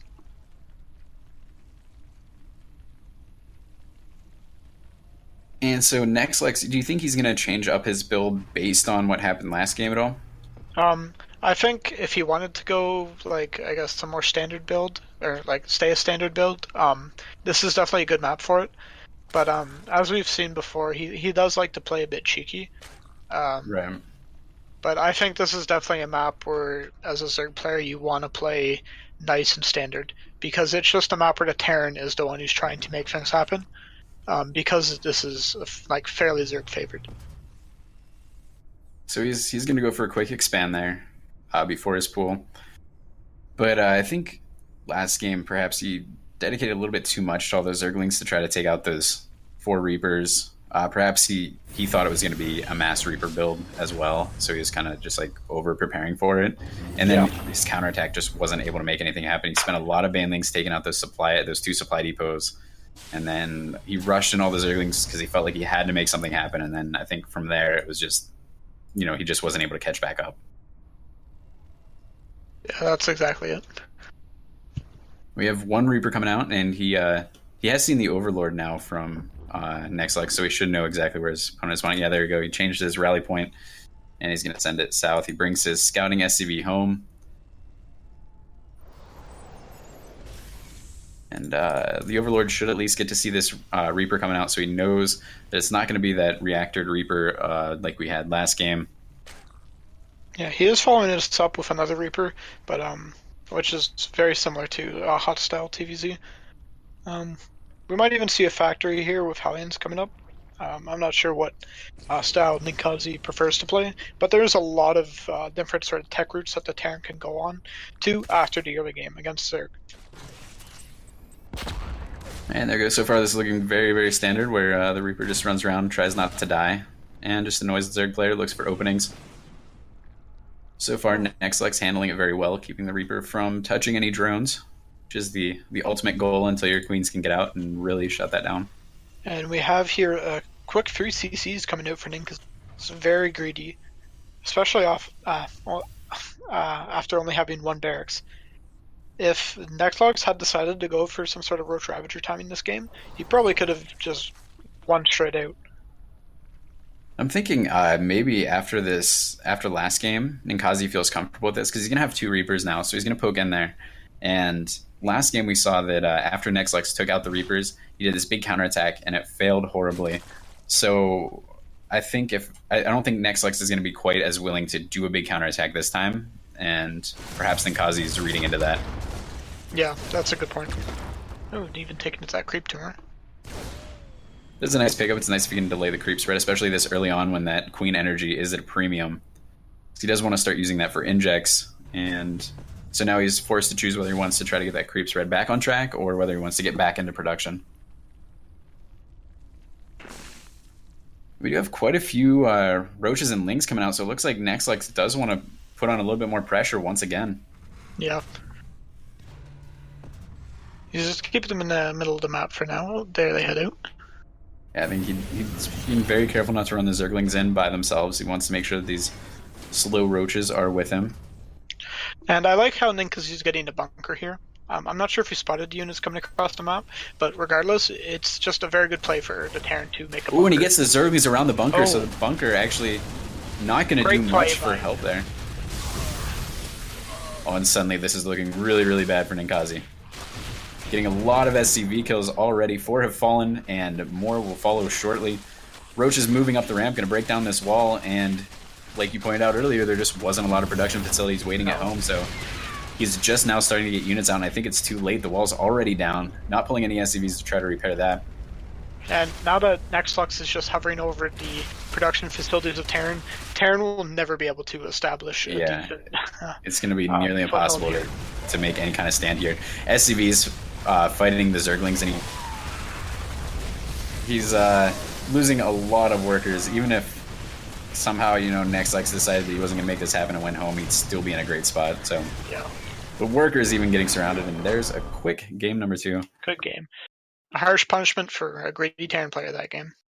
Yeah, I mean, I like the idea from Ninkazi, though, because he's already up 1 map. So, I think he felt like once you're up that 1 game, you can kind of feel comfortable to do something either excessively greedy or cheesy, and he went for the greedy play. And fortunately, Nexlex did want to end it early. Fortunately for Nexlex, anyway. Yeah, that's true. Though, personally, I don't like going 3CC until you have at least a factory up. And he only got his factory after getting 3 barracks. So, personally, I feel that's not a good follow-up to get those 3 barracks, because tanks are so important to holding 3CC openings. And I hope if we see a similar style from Ninkazi this game, that he'll incorporate early tanks into his matchup if he wants to play greedy. Yeah, I mean, I think that's a very reasonable way to approach it. I think that, I think he relies a little bit too much on his Reapers to keep the Zerg player playing passively, and that's just not the way Nexlex plays. He's a very, very aggressive player. And this will be my first time watching a TVZ on Prime Terraces since the change. We'll see how this new change affects the Terran player going into this, because this is definitely not a map that any Terran or Protoss player would ever want to play against the Zerg. Yeah, definitely. So spawning in here, we have in the bottom left side of the map, we have Rivals Ninkazi. And up here on the top left-hand side of Prion Terraces is All Inspirations Nexlex. Do you know what the DD that Ninkazi says every game is? I've never seen that before. He says, "Good luck, have fun, DD." Oh, Is it Don't Die? Because that's interesting. I thought I read somewhere, because I thought that's what it was back when I said it in Brood War, but then I thought I read somewhere that had something to do with like the way the Korean keyboard is set up or something like that. Like it was it was only Gosu people knew to put DD to Korean keyboards and stuff, but I don't know. But one of the things that I think is really interesting about this change on this map is that a lot of like Terran players and Protoss players who are playing against Zerg on these maps, you had to have specific tailored builds because Zerg could play this so greedy. But now, like everybody really has the opportunity to play this really greedy. So it's a really big meta shift, I think, that's kind of been understated. Yeah, definitely. And I think too in the TVZ matchup, that this change really helps Terran a lot more than it would help Protoss, because Terran is definitely a lot more mineral reliant than Protoss is. And so, like in the TVZ matchup, this helps Terran out a lot because they can produce more Marines to match the more Marines or more Marauders to match the more Lings or Roaches or Banelings that this Zerg player is going to be producing off these extra minerals. Yeah, that's another really good point you bring up there, is that it does kind of change the compositions a lot too. And I really like a lot of people aren't big fans of Blizzard's map pool selection lately, but I think it's really cool to see, like even like myself playing at a low level, I still get a chance to try out different builds that, give me advantages on different maps. Whereas before, like if you look at Heart of the Swarm and Wings of Liberty, if you were anything like sub high master, then there was no reason for you to know more than one build per matchup. Yeah. And I think this is really good for Blizzard to do, actually, just in terms of like how they treat their player pool, because it really encourages players to think about what they're doing, as opposed to, Innovation did this build, so I have to do it, or and just Suit did this build, I have to do it. It adds a lot more strategy to lower level games instead of just learn a build, practice it forever until you perfect it, and then after playing the game for 2 or 3 years, then you can finally start to make your own builds. Yeah, and it really adds the strategy into real-time mechanics simulator. Right. When the Zerglings getting up there, the depot goes up just in time. This one Marine will be able to scare them away, but now these SCVs stuck on the low ground with their golden minerals in their hands are actually going to be able to make it up as well. Zerglings This is not a chasing nice them play up. from Nextflux here. Just deny mining from here as long as you can. Yeah, and I'm kind of surprised that that Ninkazi wasn't a little bit more prepared for it, considering how, Nextflux hasn't changed his playstyle from game to game. He's very consistent on always being hyper-aggressive. He's actually going to clean this up, and he'll be able to get back to mining. He's got the mules mining the golden minerals there. Now, these Hellions, I think opening Hellions like Ninkazi is doing here is really a hit or miss. Because if your opponent happens to be going Ling Muta Bane, which I would say is the not as common play style, it's really good. However, if your opponent is opening Roaches, like we see Nextflux doing here, these Hellions are going to be absolutely worthless. Oh, we see an interesting twist here too, though, with Ninkazi getting this quick fusion core out. Probably going for that early Liberator range. That is really good. That can be really good on this map. You can sit in that dead space and hit drones for days. Yeah, and there's nothing the Zerg can do about it until they get a Spire. But he does have to still survive against this big Roach push that's coming across the map there, and he's going to scout it right now, which is nice. He's going to be able to get these units home and kind of set up a defense for it, but he's going to need a lot of bunkers. He's pulling a lot of SCVs. It looks like he's just going to try to hold off in his main. Which I think is the better decision. There's no way he'd be able to hold that natural. No, I think you're right. And a couple of Ravagers coming out now as well, so... Ninkazi, he is able to lift up his base. He's got a worker lead right now. So at this point, he's just got to survive, and he'll be in a good spot. I don't know why these Hellions are going down the ramp, though, and they're going to try to... I guess they're going to go for a counterattack. They just cruise right by the Zerg army. I kind of like this, actually, because these Hellions aren't going to fight well against these Roaches. So if he can get some worker damage, too, that could help level the playing field. Oh, that's wow. True. And he's guaranteeing, too, that the Zerg player isn't going to sit back home and drone up behind this. He's making sure that the Zerg player at least has to spend larva to defend this push. Nice positioning with these queens and zerglings, though. The Hellions getting taken on extremely quickly. And he actually lets the zerglings take them out while the Zerg player pushes up the front. Supply depots look like they're going to fall. The KDA charge actually pushing some roaches over the wall, and this second bunker just isn't filled at all yet. There's not a lot of units back home. No, and out the Liberator. And to no surprise, SCVs are not that great at fighting against roaches. No, definitely not. And I'm really surprised he let that Liberator fall. That's really the linchpin of his whole strategy there. That's what had to hold the wall for him, but it's gone now, so he's stuck relying on this one bunker. A siege tank is out now. This is good actually that he managed to get that siege tank out. Oh, it is nice, but yeah, without the medevacs to pick that up, then it's just sitting there waiting for the Ravagers to take it out. SCVs are going to fall, and looks like a quick game number 3 here. It was an interesting build from Nexlux, but I guess we could just call that a build or loss, maybe. Yeah, I mean, Ninkasi, I think, is used to playing Zergs that play a little bit more passively. Like you've said, Nexlux doesn't play your standard games, very, very aggressive.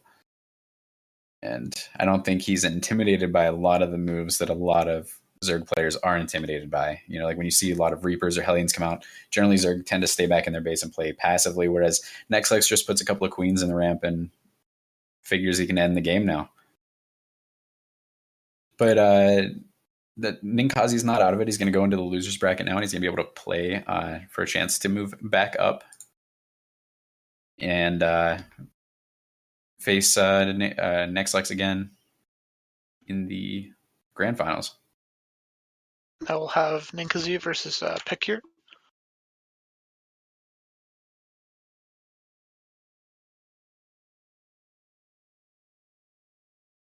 And that was a pretty good comeback too from Nexlux there. After being down 1-0 to come back and 2-0. Yeah, I mean he really adjusted his play really well. I think he didn't. I don't know. He didn't like try to make the same bust work again. He went for Baneling Bust in game number 1, and after that he's like, no, I'm just gonna go roaches. Yeah, and he also didn't get stuck in that scared play style a lot of players tend to have when they go down 1-0 in a series. Where you think you need to play super conservatively and defend any rushes, whereas Nexlux was confident in himself and went for those early aggression because he knew he could get something done with it.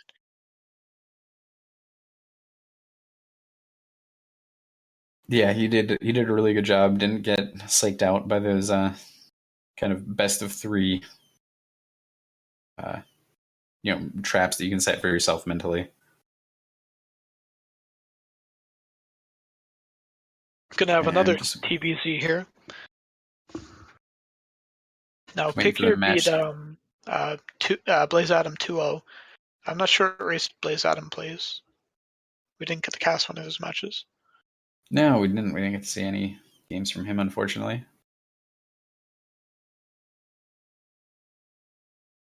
But this could be interesting because Ninkasi does have, having just played 3 TVZs, he has a bit of he's been a bit warmed up to playing this matchup, whereas Pikir might have not played this matchup all day. So there's a possibility there for mistakes to happen. Yeah, I mean that definitely helps to play the same matchup over and over again. I love when I'm on the ladder and I just get 4 Zergs or 4 Terran or 4 Protoss in a row, and you feel like you get a really good chance to kind of hone your builds. Yeah. Just accordingly, so.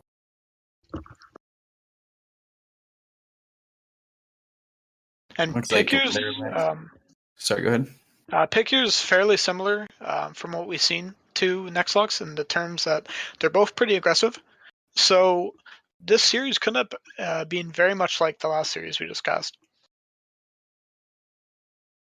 And we'll see if Ninkasi has found some way to be able to deal with this early aggression, because I felt that Ninkasi's early game was probably one of the weakest parts of his matches that we've seen.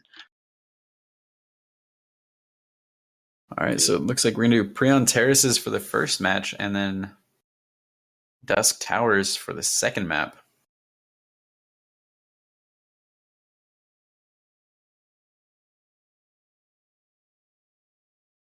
I still found this interesting that like Ninkasi, a Terran player, would choose this map over another. Personally, even though you can get the gold base too, I just feel gold bases are inherently stronger for Zerg players. Yeah, I really think so too, especially since they have a better time holding them. Whereas when you're playing Terran, you kind of have, if you're going for a quick gold base, the Zerg player has an opportunity to punish you for that. And I don't feel like that opportunity to punish is necessarily present when you're a Terran player. But spawning up here in the top left-hand side of Prion Terraces is Ninkasi.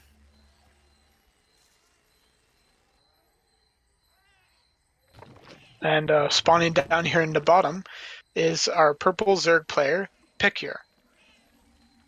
Looks like he's going for a fairly aggressive strategy. Yeah, you were right. He definitely plays aggressively also, and he's going to go for pool and gas before hatchery. Oh, but we've got SCVs going out on the side of the map. We've got 2 SCVs, 3 actually. So we're going to see possibly triple racks proxied. Yeah, this is probably just going to be Marines because he doesn't have Ninkasi doesn't have a refinery yet, which you would need to have been starting your second one now if you wanted to go for Fury Axe Reaper. I'm not sure how good this is. I haven't actually tried proxy Marines against Zerg. Well, I think it's extremely strong if your opponent's playing greedy, but against these quick speedlings, I don't think it's going to do quite as well because, like in a base race scenario, I feel like Zerg is going to have the upper hand here, and with the mobility of the Zerglings, he's going to be able to come back and defend. Also, depending on how many Zerglings he gets out, he might be able to just hold this off straight up. And there's the delayed GLHF. No, wait, are these Zerglings actually going to scout this? Oh, this is terrible, and it's actually a 4-rax. And the Zerglings run right past it. I think he was actually trying to avoid a scouting SCV, but instead runs right into the proxy. He's going to have ample time to prepare for this. He's got speed already half finished. He's got more Zerglings on the way. And from here on out, this should just be an easy hold. Looks like he's going to try to run across the map and get a little bit of damage of his own done. Yeah, this is a good idea if he already has, like he does, a spine crawler coming up. Because he can just hold off these Marines, because Marines are not good against spine crawlers in any sense. Yeah. And you've got a spine crawler, queen, a handful of Zerglings, and you can even pull drones. I mean, I think he's in a great spot to come across and do some damage to SCVs. Now, this must be pretty tilting for Ninkasi losing this game after having lost 2 TVZs in a row here. Yeah, this has got to be really tough because he's playing this back-to-back too. He doesn't even have a chance to really regain. But it is nice. He's moving around to try to do some damage from the side. The SCVs are on the way across the map because they knew that they couldn't fight the Zerglings. And the Zerglings getting a really nice position here. Going to try to take out some of the Marines. And most of the Marines have already fallen. The Queen getting in on the action. And he's going to pull back to the safety of the Spine Crawler. And he just hasn't lost any workers yet. So he's still able to keep producing. And he's going to be able to keep producing. Meanwhile, though, the Terran player is completely out of income. And the Zerglings from the counterattack earlier going to come up behind and clean up a lot of Marines also. Yeah, there's no way Ninkasi's coming back from this. He can't even make any workers. Yeah, he's in a very, very bad position. There's no way that he can even kill the Spine Crawler there. Oh. I mean, he just left. Yeah, as I said, he's probably pretty tilted. Yeah, I think you're definitely right. I mean, that's tough to lose that many games in a row to begin with, and then when it's the same matchup against 2 different people. Yeah, really frustrating. He's just. Ooh. That's rough. I mean, and then that's really just, I mean, another build order loss too. That's what's really frustrating about that is that there's no way that either player could have known what their opponent was going for. And it just so happened that, cheesy Lings beats cheesy Marines. Yeah. It's unfortunate when that happens. It is. It's too bad to see too, because Ninkasi obviously a very, very good player. And, he's just not having the best of luck in this tournament. Now, hopefully he's feeling a bit better here about playing on Dust Towers. Definitely a more balanced map. Yeah, I think so. And I think Terran players are pretty comfortable on this map. This is one of the most played maps that there is, one of the least vetoed. So, Yeah, I think Orbital Shipyard is the least vetoed, and then Dusk Towers is right behind it. So it's a pretty popular map. Definitely a lot of chance to practice on it, and there's not as many opportunities to be surprised and blindsided. So we have here spawning down in the bottom left corner. We have the blue Terran player currently down 0-1. It is Rivals Ninkasi. And then spawning up here in the top right-hand side is going to be the purple Zerg player, currently up 1-0, looking to fight his way into the grand finals. It is Picor. I actually have no idea how to pronounce that name, so Yeah. I'm just kind of winging it. I have a feeling I'm not pronouncing it correctly. I'm not sure how to pronounce Ninkasi's name either. Ninkasi. Yeah. Oh well. I feel like, I'm sure if we pronounced it wrong, they'll message us after the game or yeah, something. I'm sure. But I think we'd had quicker GGGGL at the beginning of this one. I think Picor feeling pretty good, feeling pretty confident coming out of that first game there. Very convincing win, and he knows his opponent's on tilt too. So that always feels good too. It puts you in a good mental state in a tournament when you know that your opponent is frustrated and flustered. As bad as that sounds, it's a good spot to be in because your opponent makes mistakes when he's angry. And I don't know, at least when I'm playing in tournaments, I feel like all I have to do is play a good, strong, solid game, and I'm going to win against somebody who's really frustrated and trying to make something happen. Yeah, that's for sure. And we have some pretty standard builds coming out from these two. Nothing too crazy. Both players resorting to more standard meta builds. We've got one Reaper coming out here for Ninkasi. And we've got the Spawning Pool about to finish for the Zerg player before his third hatchery goes down. And I'm glad to see Ninkasi went for a conservative opening here, because I find a lot of players, when they get flustered in a tournament setting like this, they just want to rush. Like, they want to do something cheesy. They just want to end the game. Yeah, and you try to set your opponent on tilt too, and then, you just end up making mistakes that way.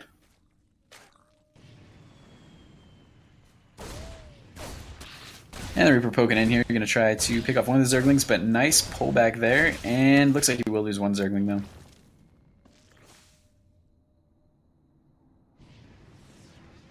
And the Reaper really scouted everything he needed to see. Saw that speed was on the way. It's not some kind of crazy early roach timing. Only one gas being taken, so he should feel fairly safe right now, hiding his Reaper while it regains some health, and he can start macroing back home. Got a pretty quick engineering bay up for Ninkasi. What do you think he plans to do with that? Probably just plans to get like a +1 upgrade out pretty quickly. Either that, or for whatever reason, he thinks Picure is going to go for fast mutas, which I don't think we will see. Yeah, and we see him getting +1 weapons. With these 3 barracks that he has out, I think he's just going to build a bunch of Marines and send them across the map and hope that Picure doesn't have enough to deal with them. And if he loses them, they're just Marines. It's not that big of a deal. I like that idea. He's got Stimpack on the way. He's got the double tech lab, so should see probably combat shields starting up here pretty quick. We got Marauders coming out now. And those should deal pretty nicely with the roaches that are coming out for Picor right now. Yeah. But this is definitely a scary push for Ninkasi to pull off, because he's not going to have medevacs with this. And Right. Stim Bio without medevacs is the probably worst thing you can do to fight with long term. Yeah, I mean, it's definitely diminishing returns. You're damaging yourself as you go, so every engagement, you're weaker and weaker. Yeah. And there's also no way to immediately pull out. Like, normally when you engage with medevacs, you can always load your units up and at least save a good portion of them, but without the medevac support, there's no opportunity for that. And he's actually going to walk right underneath his Overlord, so Picor knows exactly what's coming his way. He's going to have plenty of time to prepare for this, provided he was looking at his mini-map at the time. Yeah. Another thing too is this is mainly Marines. Like he has 2 Oh, he Marauders. definitely was watching. Yeah, he canceled his hatchery. Sorry to cut you off there, but he canceled his hatchery. He's getting spines up. So, But he knows if what he he's doing. just continues to make roaches, he'll be fine here. Marines deal very poorly with roaches. Yeah, I think he was very smart about that. He wasn't trying to be too greedy. He canceled that base. He's getting spines up. He's taking this threat very, very seriously. I like this going after the Overlords here. This is supply blocking pick here really hard. And more Marauders joining the fight here, and he's going to try to push forward, focusing down the Ravagers first, looks like. And he does avoid the Corrosive Bile, so that's really, really good. And now he's stuck. Can he push up this map? He's going to, or push her up this ramp. He's going to scan, take out the Creep Tumors.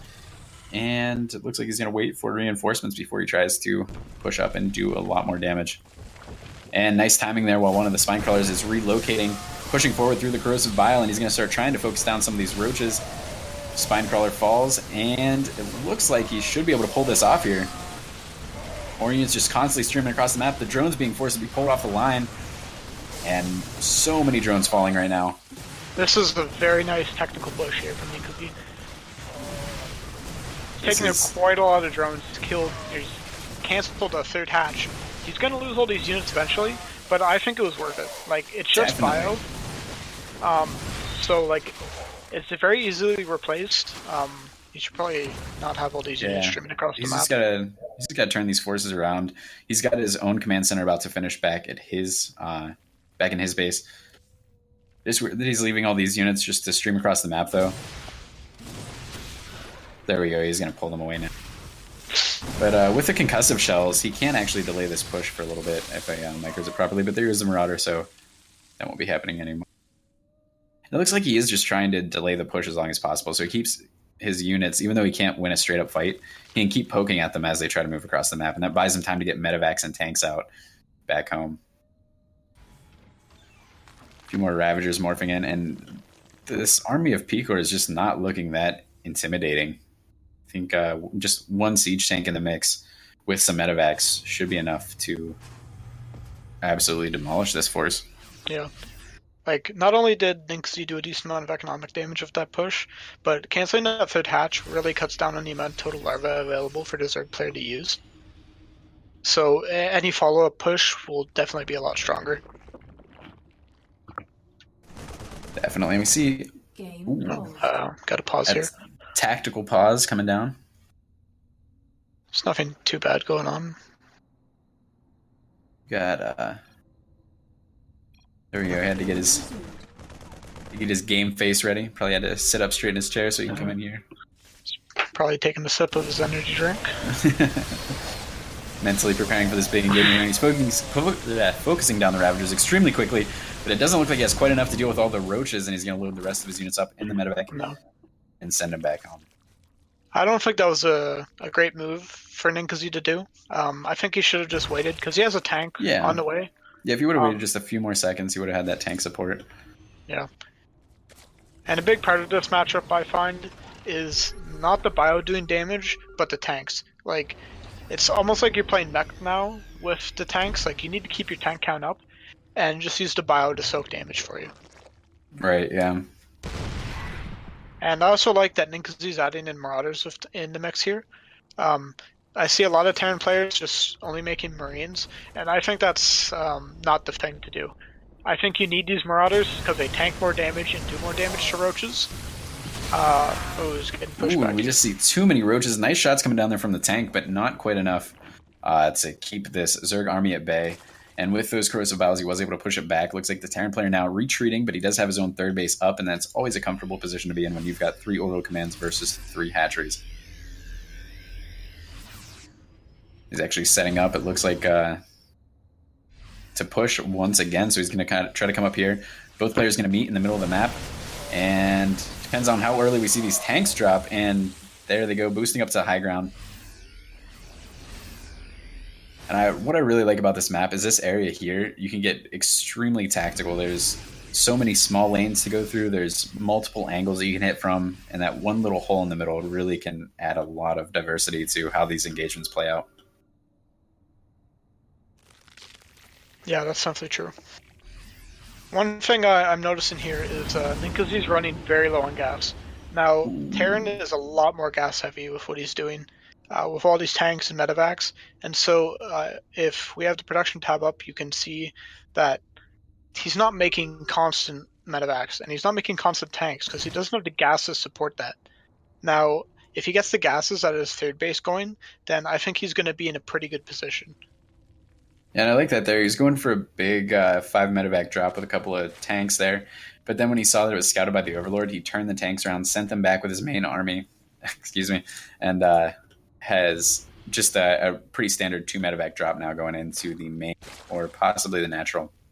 Now, Nice. if Ninkasi engages here with his main army, I think this could be a disaster. Because 2-2 just finished for the Roaches, and 1-1 Bio versus 2-2 Roaches is not a pretty sight. But he's doing a nice job here with his multi-pronged attack. He's got the drop in the main, occupying a lot of the Roaches and Ravagers. Meanwhile, at the front, the Siege Tank's doing a little bit of damage, but they're being caught out by these Roaches and just the attention not being paid to them, so they get taken out. And it looks like the Bioforce is going to get cleaned up as well. He's stutter stepping them back to the safety of this tank, but really let too many tanks die there, and the Zerg army now just going to march across the map, and it's now up to Ninkasi to hold this off. And in typical Terran fashion, throwing down another command center in the face of doom. That's what I was just thinking. I was expecting to see a lot of bunkers come up, but instead, he's going econ. Nice job up here on the high ground with that siege tank, just harassing these units as they move towards softening them up. And he's got a nice spread here, nice concave coming down here. And actually dropping a tank right in the middle of the Roaches there, not the best idea. And the other tank gets taken out by Corrosive Bile, and now it's just the Roaches versus this Bio Force. And Picor just going to push up through, looks like, back into the grand finals here. Corrosive Bile coming down, going to clean up a lot of these. Command center, not even going to get to finish. I think the biggest issue of this game here was the fact that Ninkasi never started 2-2. His bio's been on 1-1 this whole game, which he got pretty early. Now, not keeping up on upgrades of the Zerg is a huge mistake for any Terran player. Because There's the good game. bio is not as good as they used to be. And even though those tanks are doing a lot of the damage, you really want your bio to be supplementing that damage a lot too.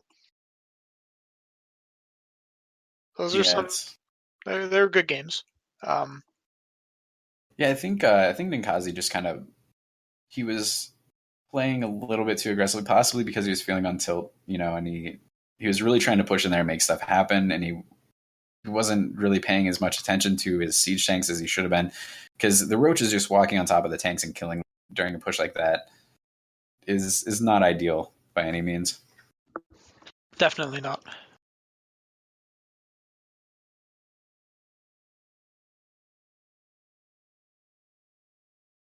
And I really like the whole idea of it, but I think with that multi-pronged drop there, I really think he had the right idea. He did, his forces that were dropping in the main did occupy a lot of Picor's forces there, but then instead of maintaining that mobility advantage, he just let those forces in the main die, and then he let the forces that were attacking the natural die, and and then from there, I mean, it's just that's the kind of position Zerg wants to be in. They can just march across the map and a move to victory.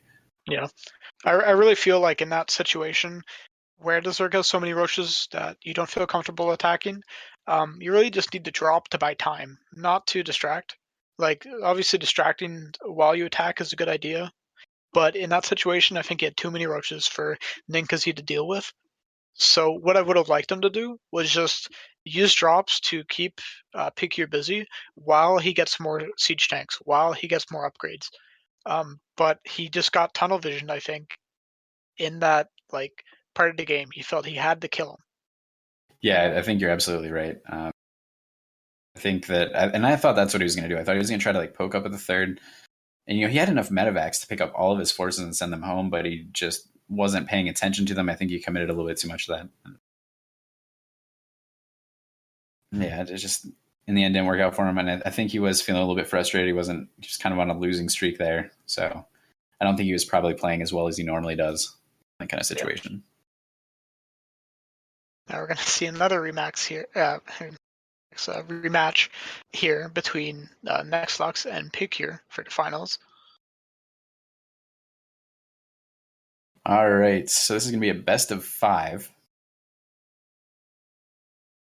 Unless TB Ham is giving them the option if they want to elect to do a BO3 instead. I kind of want to go to bed. Picor apparently made of money and not too worried about this $10 here. So Nexlex has to go to work and Picor has to go to school. So we're gonna do best of 3, I believe. We'll see if their educations or their jobs are worth more than $10. Right? Yeah, I don't know what he's going to school for, but there's no way he's gonna make more than $10. Ridiculous that some people would put their pro gaming careers on hold for something as silly as an education. Yeah. Like, who wants to go to class when you can stay home and roll in that dirty esports money? Yeah, seriously, when I was in college, I spent my whole first year just playing video games and going to class as little as I could. Not the best way to spend your money, as a forewarning to anybody considering that lifestyle. It's a very expensive way to play video games.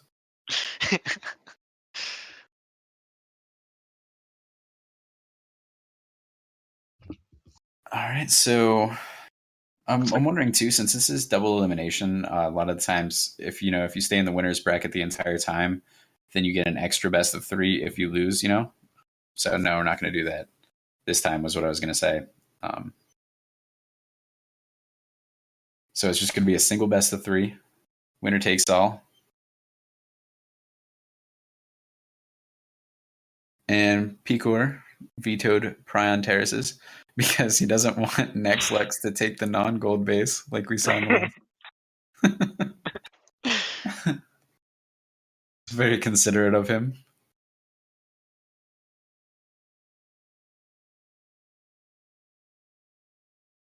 And ooh.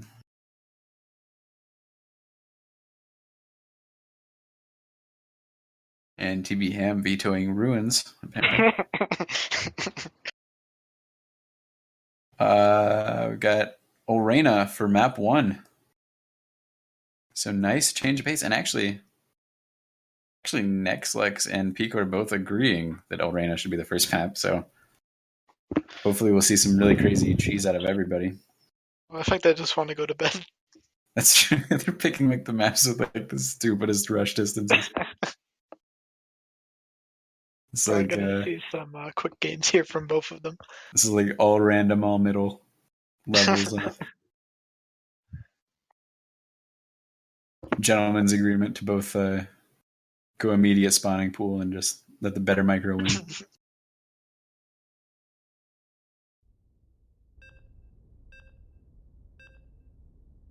Oh, see, that's the problem. Picor didn't understand how the prize money was distributed. He thought it was $5 and $5. That's the problem. He thought he was getting $5 either way.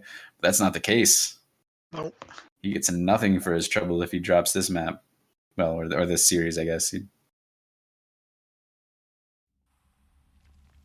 So, spawning up here in the top left-hand side, who wants to go to bed, it's going to be the purple Zerg player, Picor.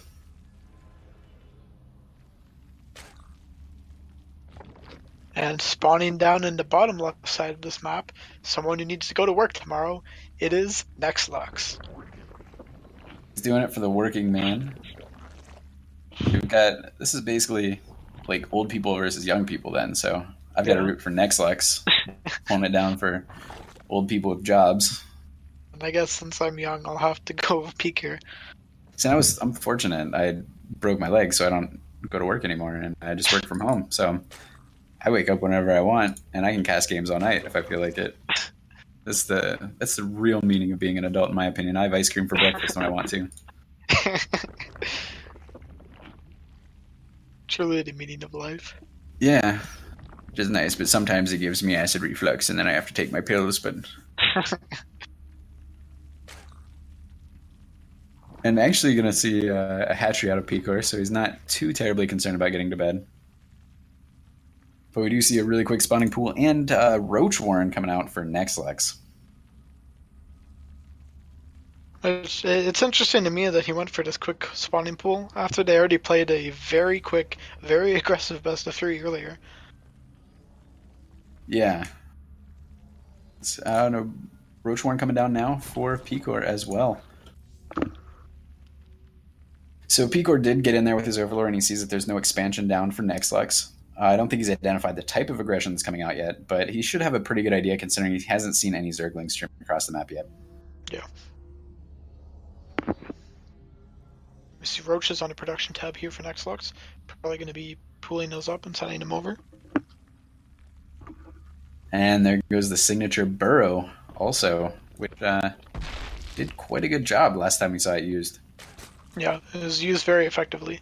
This is the exact build, actually, that he beat him with in that very last game, right? Yeah, I think so, actually.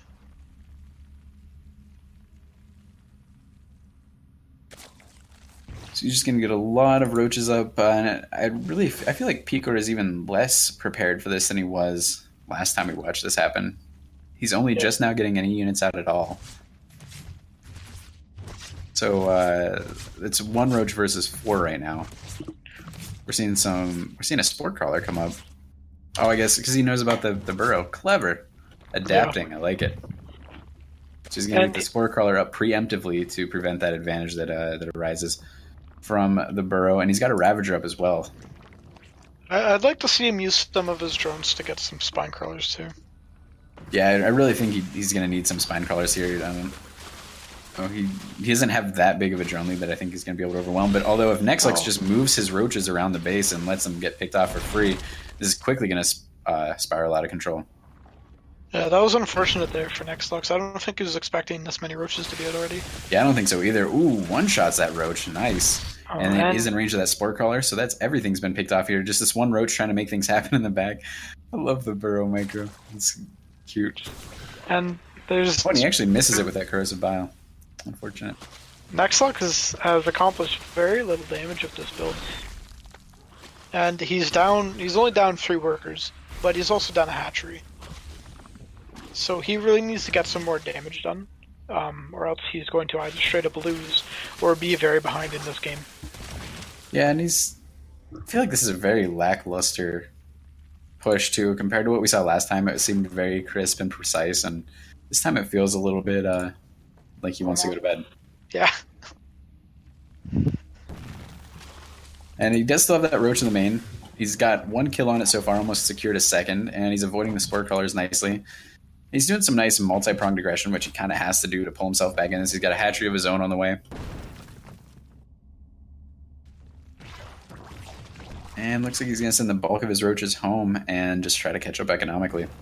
No, he just lost an overlord there. Probably a poor rally. Ooh, and this roach in the main actually getting some more work done. Kills a second drone. And a couple of the drones have dodged shots now by jumping in that extractor. We've actually got Queen coming out now for Picor at both of his bases. So his production is really going to ramp up here. He's going to move across and start getting aggressive himself. And don't think that Nexlux is going to be happy about this. He's able to pick off a Ravager right away. And the Queen's joining the fight. Don't have enough energy for any kind of transfuse, so they're just added DPS at this point. And it looks like this hatchery is going to have to be canceled. Can't imagine he's going to try to hold this. And he is going to let it finish. So he's confident that he can push this back, even with this small number of forces. Well, he will have 1 transfuse here available in a couple seconds. He'll actually have 2 up fairly shortly, and the creep is there now, so the Queens are a little bit more mobile. It's not quite as treacherous of a position that he's in. Yeah. Turning his roaches into the ones that are wounded into Ravagers. But Picor behind this is actually droning really hard. 9 drones on the way, so he's got suddenly a big drone advantage. He's pretty oversaturated in his main, though. That's interesting. It's true. Did he just pull drones into that base team? I think they were rallied. Interesting. Oh, he's moving it back now. But... And Nexlux looks like he will be able to take out this 1 Overlord down here, so it's good. He needs things like this to kind of keep him in the game. I feel like he's definitely at a rough position right now. Yeah. It's definitely not unwinnable, but he is down about 10 supply, which is fairly significant at this stage of the game. Especially when that 10 supply is workers and there's no engagements going on the map. Yeah. Evolution Chamber coming down for Picor, so he's going to start working on some of his upgrades. Nexlex already has his ranged attacks on the way, so that is a little bit of an advantage for him.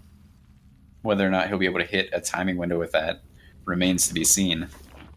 Well, regardless of it, at least he'll be keeping up with his upgrades. So, pick here, which would definitely benefit from hitting the timing with an upgrade advantage, isn't going to have that. Roach speed coming up now for Nexlex as well. And did oh nice, that one roach in the main is still alive.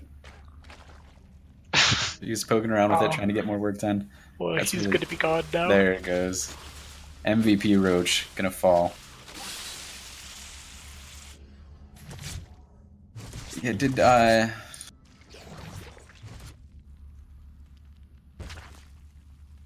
so I think I said Nexlex is getting Roach speed when it's actually peak order. I think I got that backwards. There we go. I got Now- confused because they're flipped on the production tab from their positions in game.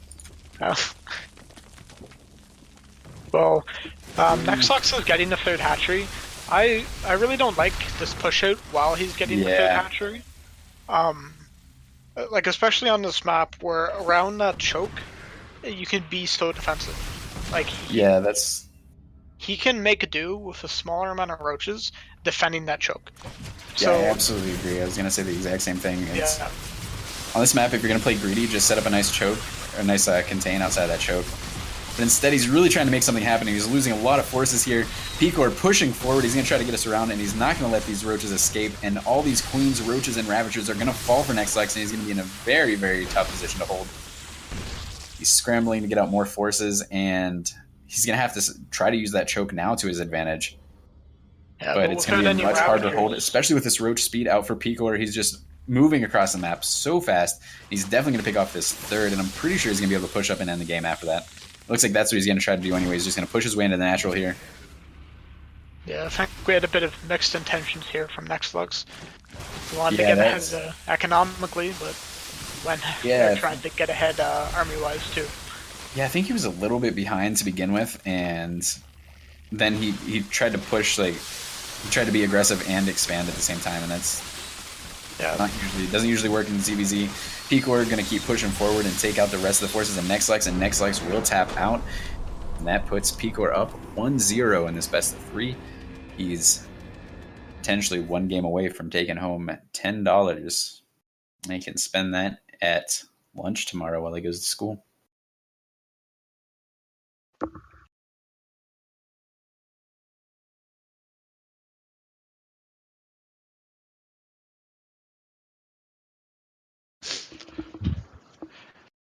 well, that was definitely an interesting game between those two.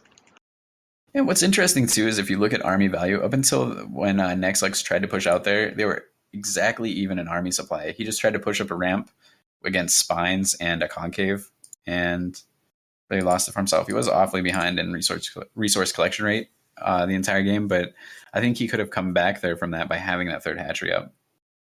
Yeah, definitely. So I mean, he easily could have held that third because he was tied in army supply. Strangely, he was so desperate to make something happen there. Yeah, I think he thought he was a lot further behind than he was, which is like very easy to happen to any player. Oh, definitely. Yeah, I mean it's easy to see when, especially in ZVZ, like I feel like everything happens so quickly. It's so hard to judge where your opponent's at, and it's so hard to judge, are they massing up drones, are they massing up attack? You have to consistently poke to make sure that you're not going to get overwhelmed. But we head into game number 2 now. We'll see if they decide to mix things up here. They do have that pocket expand. It's a little bit easier to hold if you're going to try to play greedy.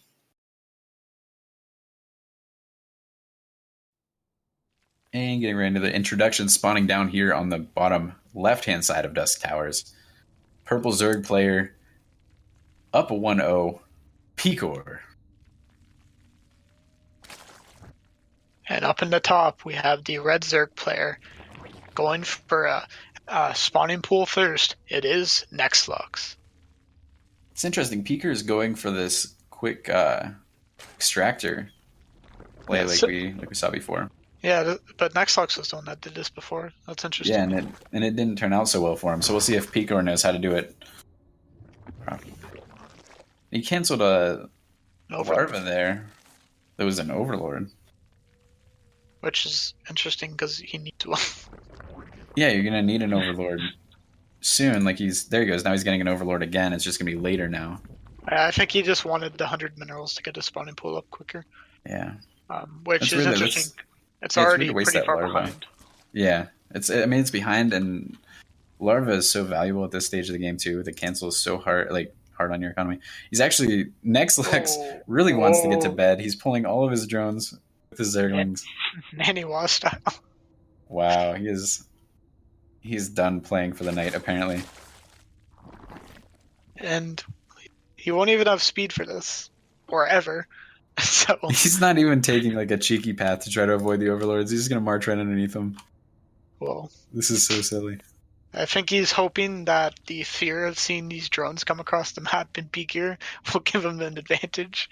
Or Peeker will just a GG at the time. He's like, I can't fight those drones. I'm out. How many drones does he have? I mean, the spine Yeah. crawler isn't finished. Nexlex going to take a spine of his own on the creep here, and he just So- has the Zerglings to meet up. And Nexlux has more, or had more units here. yeah, when he's going to try to focus on the spine crawler in a very awkward position, the drones nice mineral lock. should end it. And, And the drones and Zerglings are falling for Nexlex, and Peekor will take home the tournament. very technical rush there, but Thank you, Nexlex, for that anticlimactic ending to this tournament. I hope he has a good day at work tomorrow. yeah. Hopefully his boss wasn't watching these games. And Fire him after that last game. well, those are some pretty interesting games. I'm gonna have to write that build down. We'll go over it later. Get Day 9 to do a daily on that. I think he'll come back to Legacy of the Void for that game. Yeah, hopefully. Like I'm sure Day 9 was watching. But Yeah, and he usually is. All right, so that means congratulations to Peekor. He played extremely well throughout the tournament, and he's going to take home the prize of $10. Part of that donated to us by House Peddler, right? yeah. House Peddler, okay. And so thank you very much for that donation. Doubled the prize pool for us. And next week, they're going to be doing the same thing, Masters League No Name Tournament. You can go to choboteamleague.com. And just thank you to TB Ham for putting this together. He was also our observer, so sick observing skills. I saw some really awesome cinematic zoom-ins and rotations and all that crazy stuff that you see at the Premier tournament. So bringing some real high-level production quality to this small tournament. And if you weren't already part of the Chobo Team League, you can go to choboteamleague.com. You can sign up. They have a place where if you don't have a team already, you can be put in as a free agent and teams can pick you up. I just joined the league. It was extremely easy, and it's been a lot of fun so far. I met a lot of really cool people. So definitely check it out if you haven't already. And a little bit of a self-promotion. I'm on, if you check out my YouTube channel, I do casts whenever I get free time, Amnesia SC2. So we just go to youtube.com/amnesia SC2, one word. Then I upload content there at least about like 3 or 4 times a week. So you have anything to say, Siegfried? Well, I don't really make any content, so I Not guess yet, anyway. no. Not yet. Maybe someday.